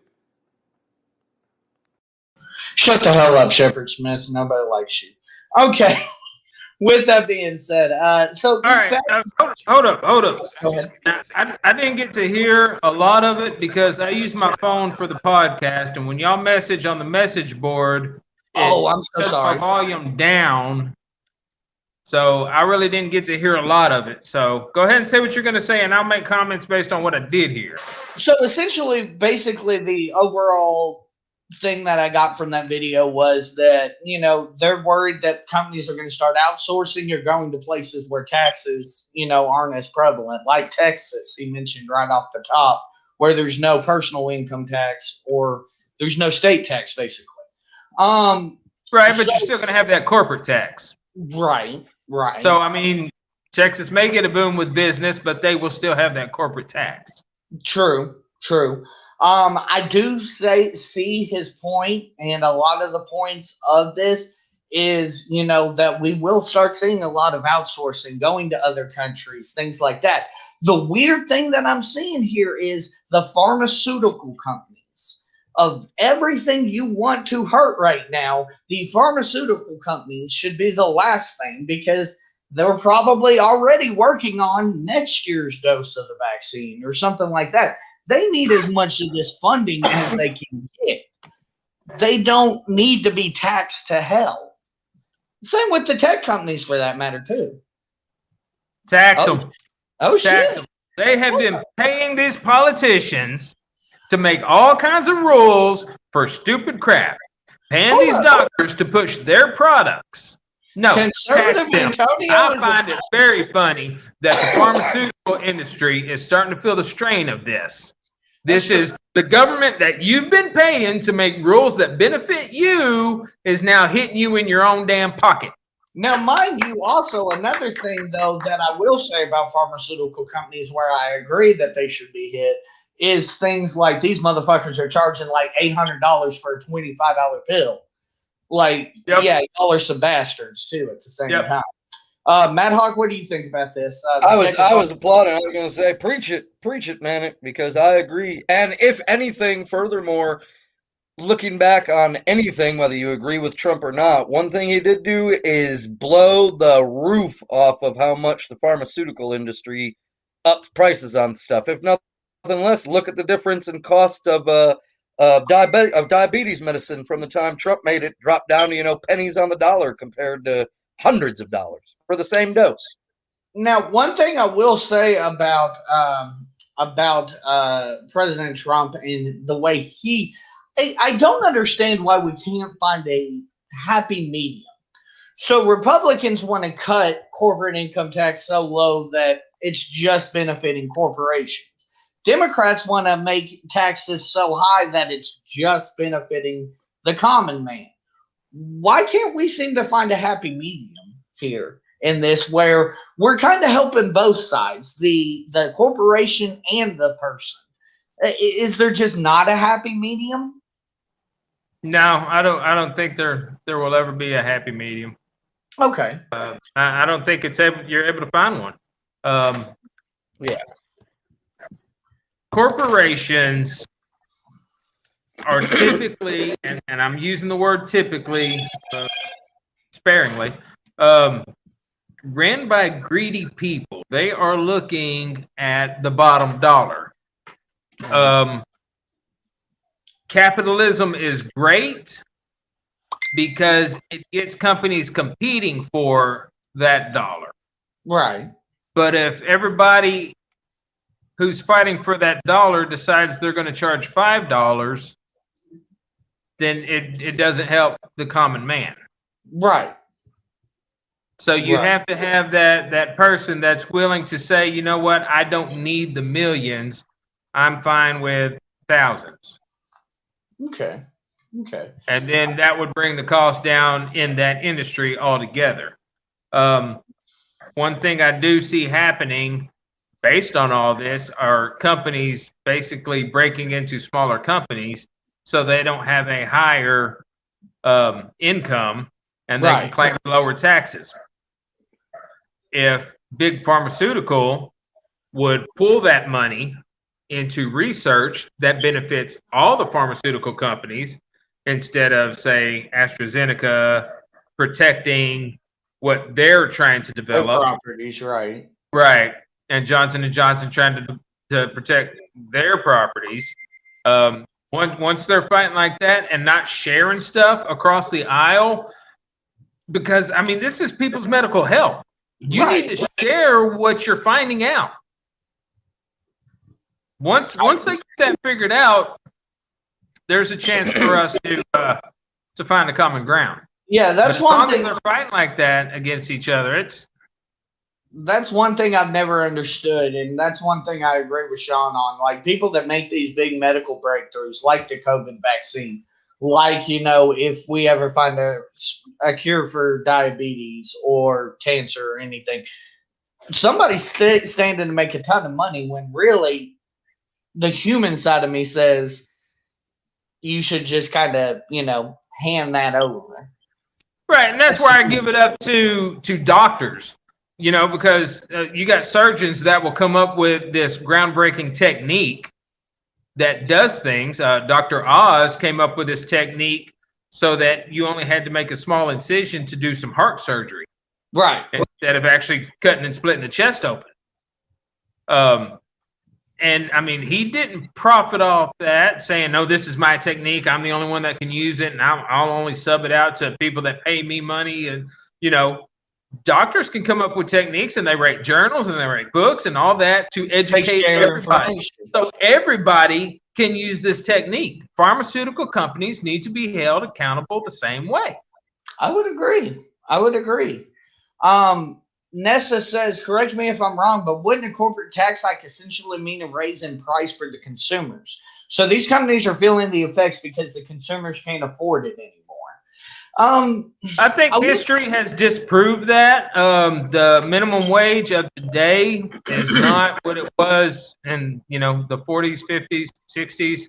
And the price of milk really hasn't gone up that much. So I don't think those taxes, speaking of taxes have gone up from the 40s to what they are now. And prices really hadn't driven up that high. What we have seen is workforce has kind of been cut. Right. When you look at it that way, though, you have the three elements for a perfect profitable business. You have the government in your back pocket, want.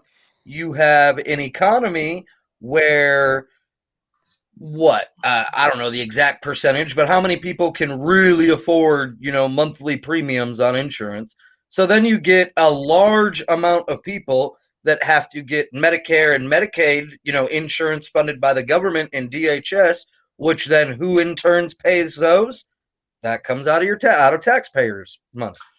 No, right, which is what Obamacare was trying to do. Which is what Obamacare was trying to do. I'm going to go out on a limb here and say this also. This tax hike, and this could potentially be what costs Biden the election here in 3 more years in November. It's undoing a lot of the good that Donald Trump did in preventing companies from outsourcing. Yeah. That's where I think we're going to see this go, is we're going to start seeing the floodgates open again with these companies outsourcing to China, to Japan, to, these other places. Won't outsource to China, Mexico, Canada. South America. Yeah. And I think that is a problem. That is one thing that I can say Donald Trump did well. I don't necessarily think that the answer is to lower taxes to an incredibly astronomically low amount on corporate income taxes, because these bastards have been skating by, getting low tax breaks and things under Bush and under President Trump. But I also don't think that means that, hey, we got to make up for it when we have a Democrat in office and force them to outsource. That both sides hurt. That's why I said something about a happy medium. But like you said, there is no such thing as a happy medium. Right. Maybe we can force happy mediums. I don't know. Okay. Maybe one day. The power of 3, huh? Biden's latest executive order, and we have a story from CNBC television on this one. This one I'm not familiar with the term he used, but we'll talk about it here in just a moment.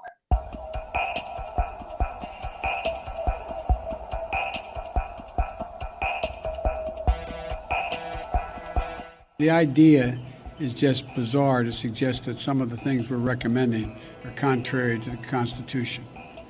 Gun violence in this country is an epidemic. Let me say it again.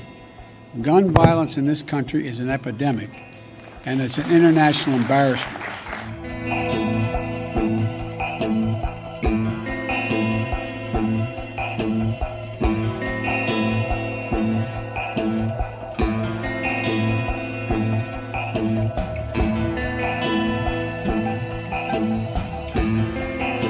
First, we will ensure that we understand and measure the problem of criminal gun trafficking in a data-driven way.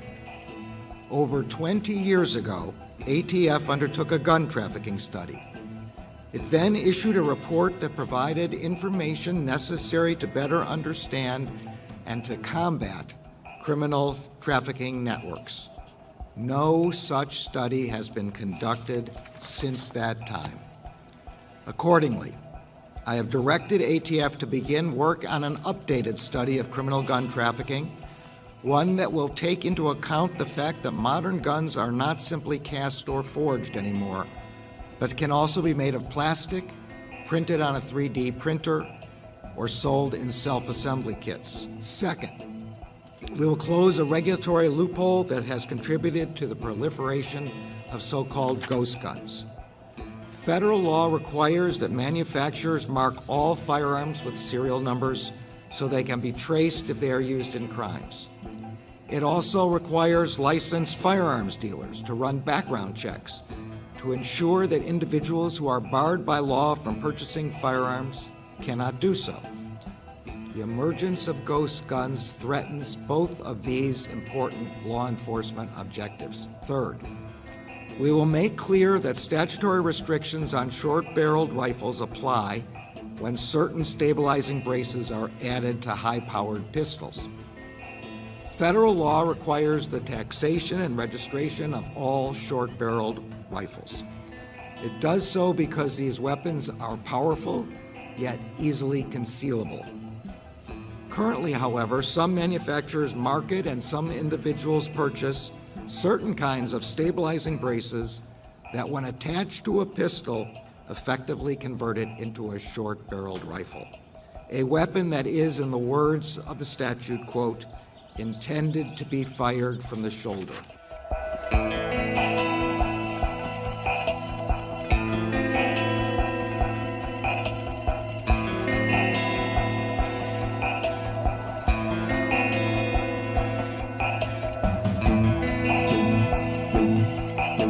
During my campaign for president, I wanted to make it easier for states to adopt extreme risk protection order laws.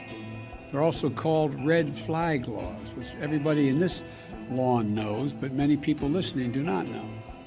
These laws allow a police or family member to petition a court in their jurisdiction and say, I want you to temporarily remove from the following people any firearm they may possess, because they're a danger in a crisis. They're presenting a danger to themselves and to others.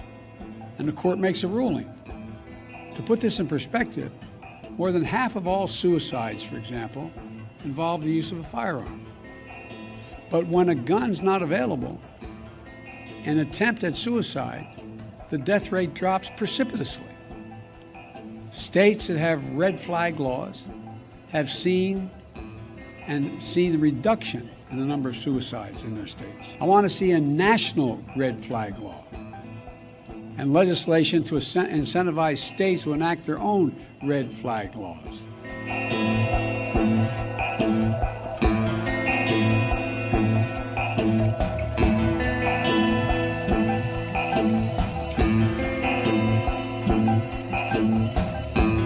Today, I'm proud to nominate David Chipman to serve as the director of the AFT. David knows the AFT well. He served there for 25 years. And Vice President Harris and I believe he's the right person at this moment for this important agency.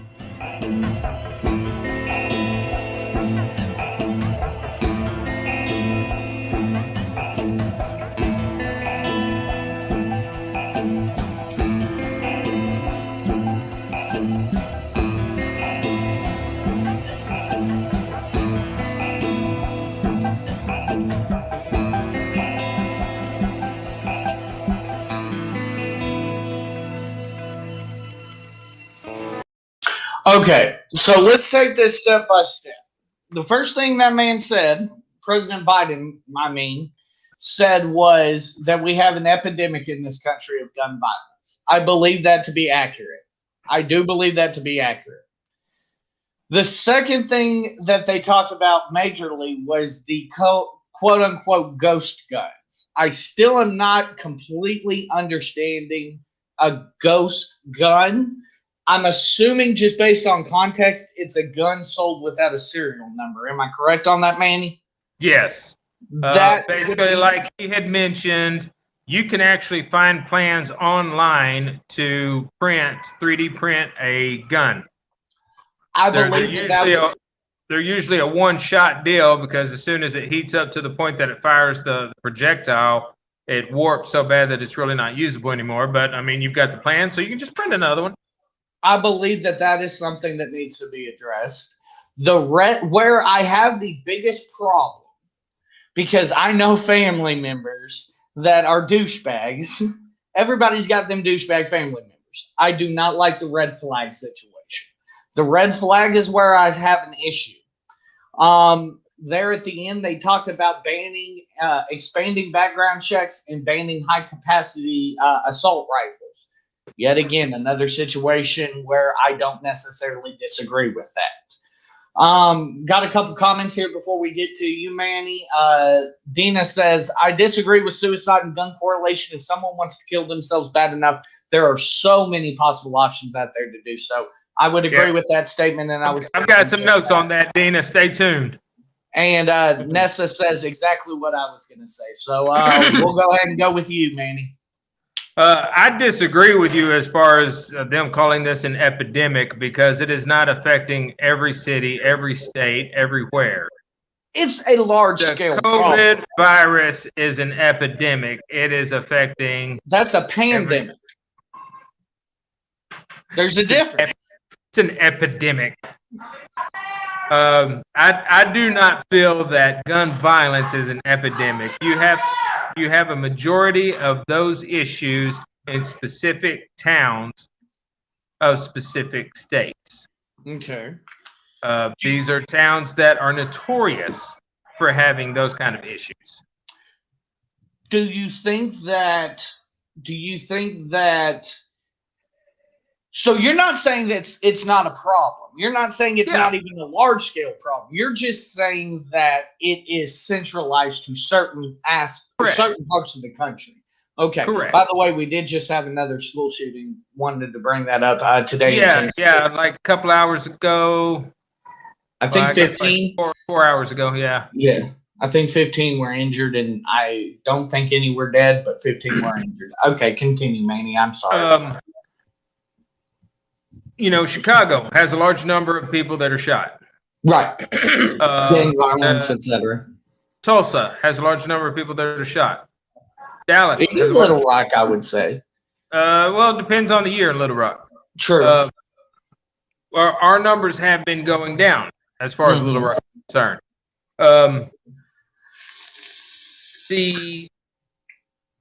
The scale of which guns are passing through those areas where there are large numbers of people that are injured or killed via firearm,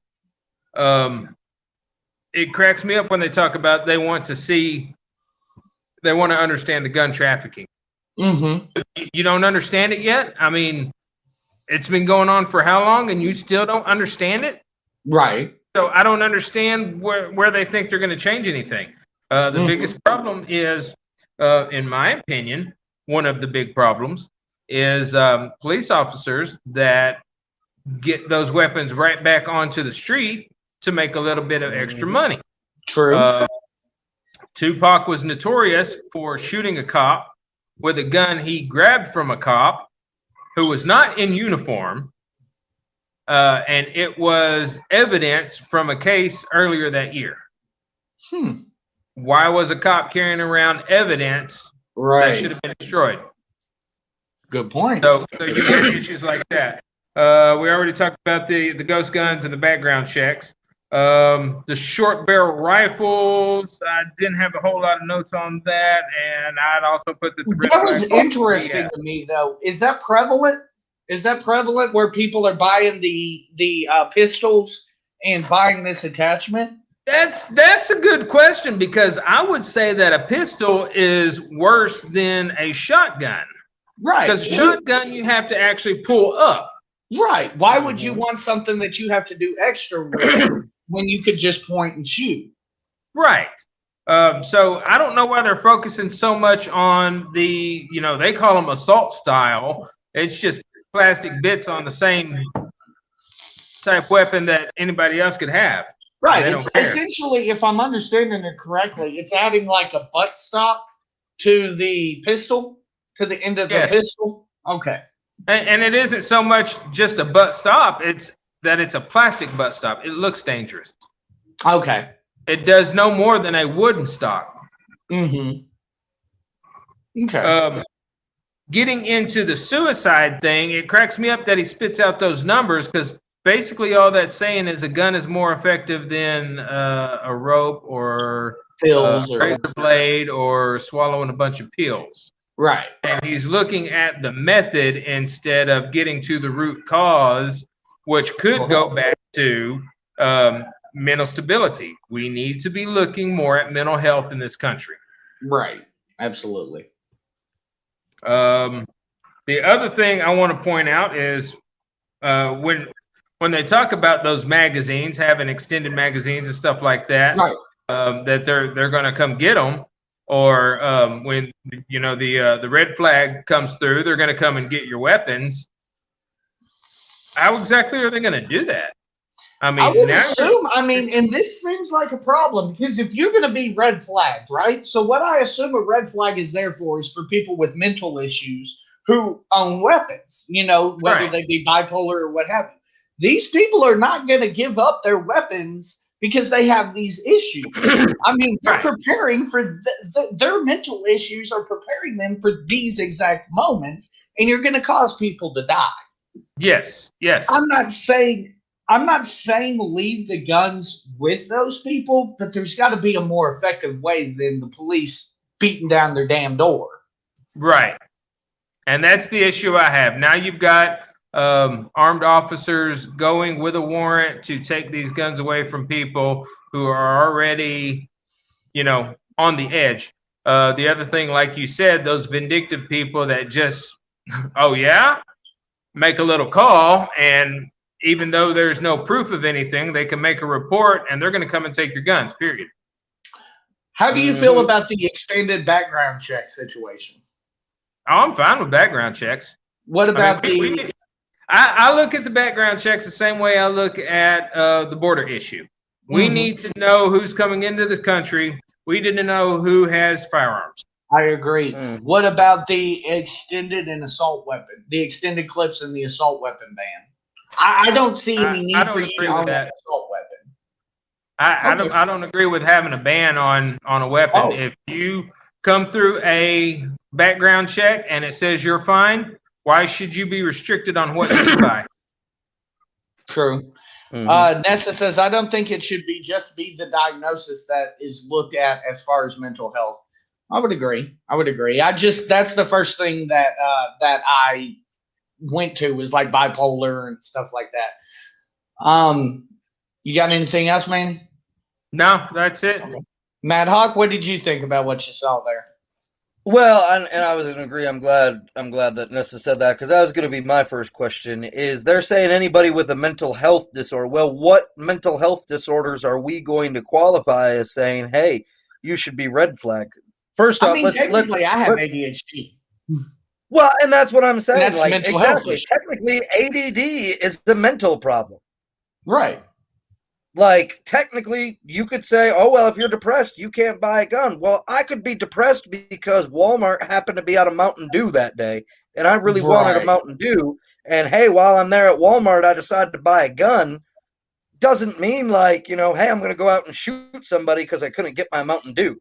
Like, where is the line going to be? I feel that opens up the government way too much to infringe on our constitutional right to have it's not only the government, it's your own family that can infringe now with these red flag laws. Nessa, real quick, says, I think it should include their typical behavior more in depth. Because as someone who is stable but suffers with mental illness, I feel I still have the right to be able to defend myself for property. I would agree there. Now, if we have a situation where people have made troubling Facebook posts saying, oh, I'm going to go shoot up this school on this date, then yes, we need to sit down and we need to have a talk with those people and say, hey, maybe we need to take your weapons from you for a couple of days till you calm the hell down or something. You know what I mean? Those are the people that, yes, maybe we need to have a chit chat, but just saying, hey, because you have a mental health diagnosis, you can't have a weapon. And let's not forget, some doctors feel that the sex identification stuff is mental. That's true too. That's true too. Now, because a boy thinks he might be a girl, he can't have a gun, or a girl thinks she might be a boy, now she can't have a gun. I have a couple questions for you all. How many times do you, and this is just a little conspiracy theory, whatever, but how many times does it seem like, because it seems like a lot to me, that all of a sudden we have about 3 or 4 quote unquote mass shootings, and I'm going to talk about that in another minute, but it seems like we always have a string of like mass shootings happen, and then all of a sudden the gun control issue gets brought back up again, and we're going to every single time. Right, every single time. Every single time. Now, you know one thing, though. Almost every time that we want to bring this up, all of a sudden, hey, we've got mass shootings going. To expand upon your thought, though, I was just sitting here thinking today when I was reading over the Tennessee story, I was like, damn, we actually really haven't had a big mass shooting in quite some time. It just seems like every Democrats just now came into power. True. He said Democrats just now came into power. True. This is true. The other thing is, does anybody actually know, and I have it pulled up here, but does anybody actually know what the definition is for a mass shooting to be considered No. a mass shooting? Mm-mm. I was looking it up because I just wondered, is it one person? Is it 20? You know, what qualifies as a mass shooting? And while I was looking up, I Googled, of course, an unofficial definition of a mass shooting is an event involving the shooting, not necessarily resulting in the death. I want to point that out. Of 5 or more people, sometimes 4, with no cooling off period. So you're telling me if somebody just walks into a store and just starts spraying and praying and happens to hit 4 people in the leg, they didn't die, but that's a mass shooting. I wouldn't necessarily disagree with that term. I don't think that we should hinge death upon what we call a mass shooting because they are still massively shooting individuals. Death, I don't think should be the hinge factor. I think that it should be more than 5, though. When I think mass, I think 10 or more, 15, Right. 20, you know. And that's what I'm saying. In the context of it, let's say you say, hey, we had a gunman that opened up fire on a crowd of 20,000 people, and unfortunately 4 people were injured, suffered leg injuries, and were taken to the hospital. Does that sound like a more calm news story over there's been a mass shooting and 5 people have been hit? True. Or their favorite word, active shooter. Right. Nessa says distraction techniques. It happens way more often than we hear about, and it's convenient to put it in the media right now. Very true. I mean, Biden just started talking about gun control last week, and all of a sudden we have, Tennessee today. And that's you're right on that. You're right on that. I would mean, agree. basically, that's my argument. Like, you keep coming out. At the end of the day, it's constitutional right to bear arms. Number one. Number two, where are going to be? You can come out and say you're going to come out with this plan, but to me, it sounds like you're basically saying, "Hey, we're going to tell people who can own guns and who can't own guns. We're the government, and there's nothing you can do about it. And we're going to come if we wake up today and say, "Hey, Michael, you know what? We don't like that jacket hanging on your door, and it's black, so we're guessing you're kind of depressed. We're going to need all your guns." Well, and it's not It's necessarily not even that. They might say, Michael, we noticed that you wear glasses. We don't know that it's safe for you to have a firearm. Well, and it's not even necessarily the government. What troubles me is, once again, they specifically say that family members can do this. We all have vindictive asshole family members who are not fucked up about calling somebody and be like, "Hey, man, I'm not sure so-and-so should be having these weapons they have in their house." And that's a problem. Now, I did want to make one more point. My third point to everything about banning the assault weapons. So, is our government and our army not going to use assault weapons anymore either? Because 2 points. Number one, as a citizen of a country where I have the right to keep and bear arms, I don't want to be told that my government can have better weaponry than what I have access to. Number one. Number two, I definitely don't want to live in a country where my army goes to war with 9mm over bazookas and tanks. I mean, true, and you make a good point. I see both sides of the assault weapon ban, or at least the high capacity magazines. The high capacity magazines, I don't understand why you need a high capacity. But you got to remember the law of the Constitution, or the writing of the Constitution. It's that you have a right to bear arms. You have a right to arm yourself against a tyrannical government. It doesn't say that you have to have the equal. I mean, we can't own tanks. Government can. We can't own jet fighters. The government can. It's not saying that we go tit for tat with what they have. It's just saying that we have the right to have weapons to fight against a tyrannical government should the government try to take over. Now, Dina makes a point. If you're limiting my access to what I have to fight against you, that puts me at a severe disadvantage. You're right. I can't. But you're already at a severe disadvantage. You're already AK-47. That tank is not going to feel it. Right. Absolutely, I agree with you. But let's say that soldier is popped outside of that tank while he's driving that tank, through the forest or wherever I'm hidden up in a tree. I can certainly shoot him from a lot farther away with an AK-47 or a sniper rifle over a Saturday night special. Well, I don't think anybody's advocating banning necessarily sniper rifles. Even I think the AK is where they're drawing a line. I see, and I see that. Is there really an everyday purpose for you to own an AK-47? Is there no? Protect yourself. Yes. Well, to protect that yourself. is true. That is a good point. That is a good But point. let's be honest here. So we have the protect yourself against the government and protect yourself against the common man that may come and try to rob you situation. So the government, you're likely to never have to use that weapon to overthrow a government. For the everyday average person coming in and robbing you, what do you need an AK for? You can get the job done with any gun if you're good enough. I'm sure there was probably some, people that originally our original founding fathers that somebody said, well, do you really need a musket to overthrow your government? Well, that's what I'm saying, though. As far as to overthrow the government, are you going to really do that?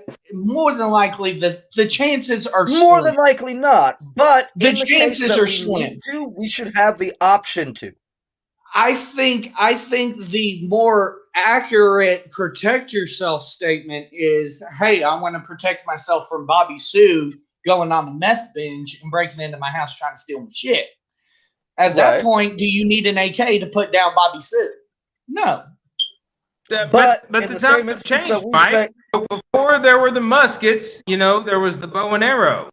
And it isn't like they said, hey, you can't have muskets. You can only use the bow and arrow because you can hunt just as well with that. And you can protect yourself just as well with that. So as technology has gotten better.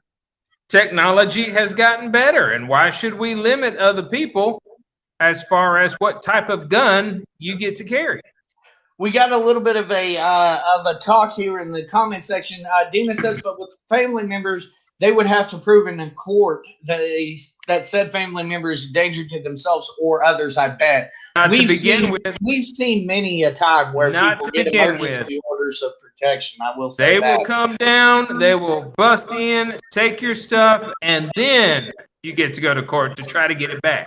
And Nessa says eventually, yes, but I imagine it would probably be considered an emergency situation, so they could still seize your weapons. Then after you prove yourself, you can have them back. Dina says they would still have to be some sort of evidence involved in order to petition the courts. I want to see more about this red flag law.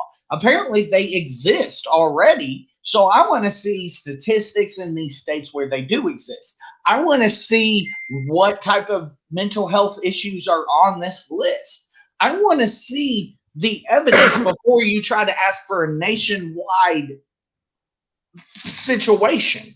Like, prove to me that we need this nationwide, in my opinion. That's where I am on that, at least. Okay. Absolutely. Cool. Okay. And finally, here, we're about 2 minutes over, so we're going to go ahead and go to the American Idiot of the Week. Actually, I'm changing mine. So, I feel like the situation, full disclosure, I was originally going to make that woman my American Idiot of the Week, and she's still a fucking moron for not knowing the difference between a taser and a gun. And she still needs to be charged with manslaughter, in my opinion. But I'm going to change my American Idiot of the Week to that dumbass who fucking pepper sprayed a soldier in his fucking vehicle. What's his name? What's his name? I don't fucking care what his name is. That was my American Idiot of the Week, man. Oh, well, God damn it, I'll take the woman then. Go ahead, Manny. You're just trying to steal everybody's American Idiot. You told me you didn't have your notes, so how I do you was know going to that? say, I mean, I nicely wish you have one. Go ahead, Manny. Well, now that the cat's out of the bag, as always, American Idiot of the Week from the Manic Hispanics brought to you by Honeybee CBD products. Go on to American Idiot Podcast Facebook page, and you will see our lovely logo. You can click on, check out all the products. My neck is sore. I guess y'all have seen me kind of popping that, so I just put it on. We have wrestling event coming up. I don't know how well you can see that. Wrestling event coming up 4th Saturday of every month. South Central Wrestling runs in Mountain Pine, Arkansas. If y'all got nothing better to do, come check it out. 2 weeks after each event. What? Who's that I badass said looking dude nobody named has Del anything Rey? better He to looks do. like They a need to freaking be at that badass. show. We are talking. We can't. Sorry. If you don't catch it live, you can catch it several weeks later on SCW Arkansas on YouTube. We make our SCW Rewind shows on that. Joe Gutierrez. Is that his name? A police officer who was fired for pepper spraying a person who was basically cooperating. He is my American Idiot of the Week. So I've got the woman, you've got the dude. Who do you got, Rich? Joe Biden? Well, you know, my number one go-to, and since y'all got different ones, and I was nice enough to give you my pick from earlier, I decided I'll go with my original earlier in the week pick, which is the wonderful Joe Biden at the press conference where he decided to lean over to someone and scold them about not wearing a mask and practicing social distancing while not wearing a mask. Or practicing social distancing, obviously. Exactly. Oh my God. Do as I say, don't do as I do. Joe boy, Correct. Joe. Oh, it's getting harder and harder to defend him. Like, he is the Democratic Trump at this point. Like, he embarrasses me every week. It's Oh, the God. Nelson dude for me. Nessa Wilson just said, "Oh, from the Yeah, Chauvin Nessa's- trial." Okay. What? Okay. The defense lawyer from the Chauvin trial. Whatever his name yeah. is. Nelson. No The doubt. first time I saw that dude, I said he reminds me of that one dude from Big Bang Theory, Leonard or whatever. Oh, God.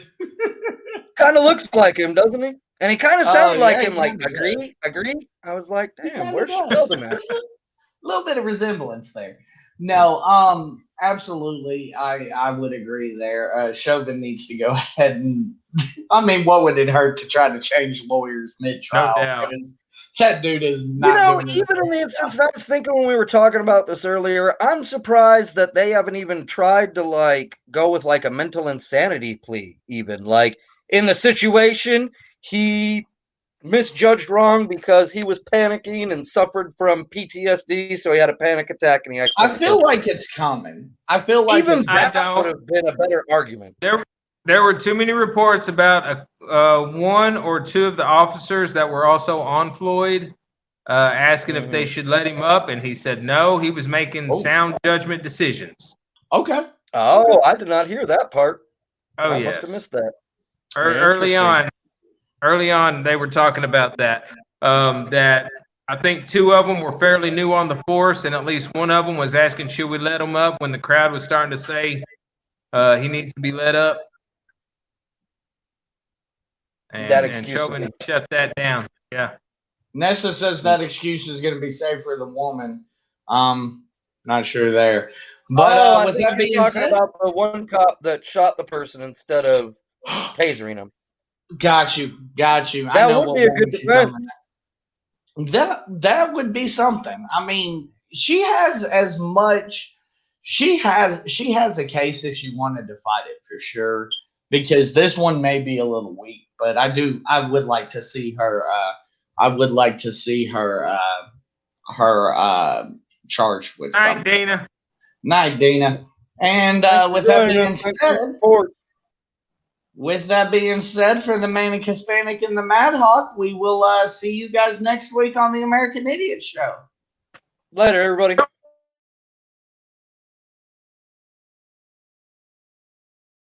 That I welcome this kind of examination because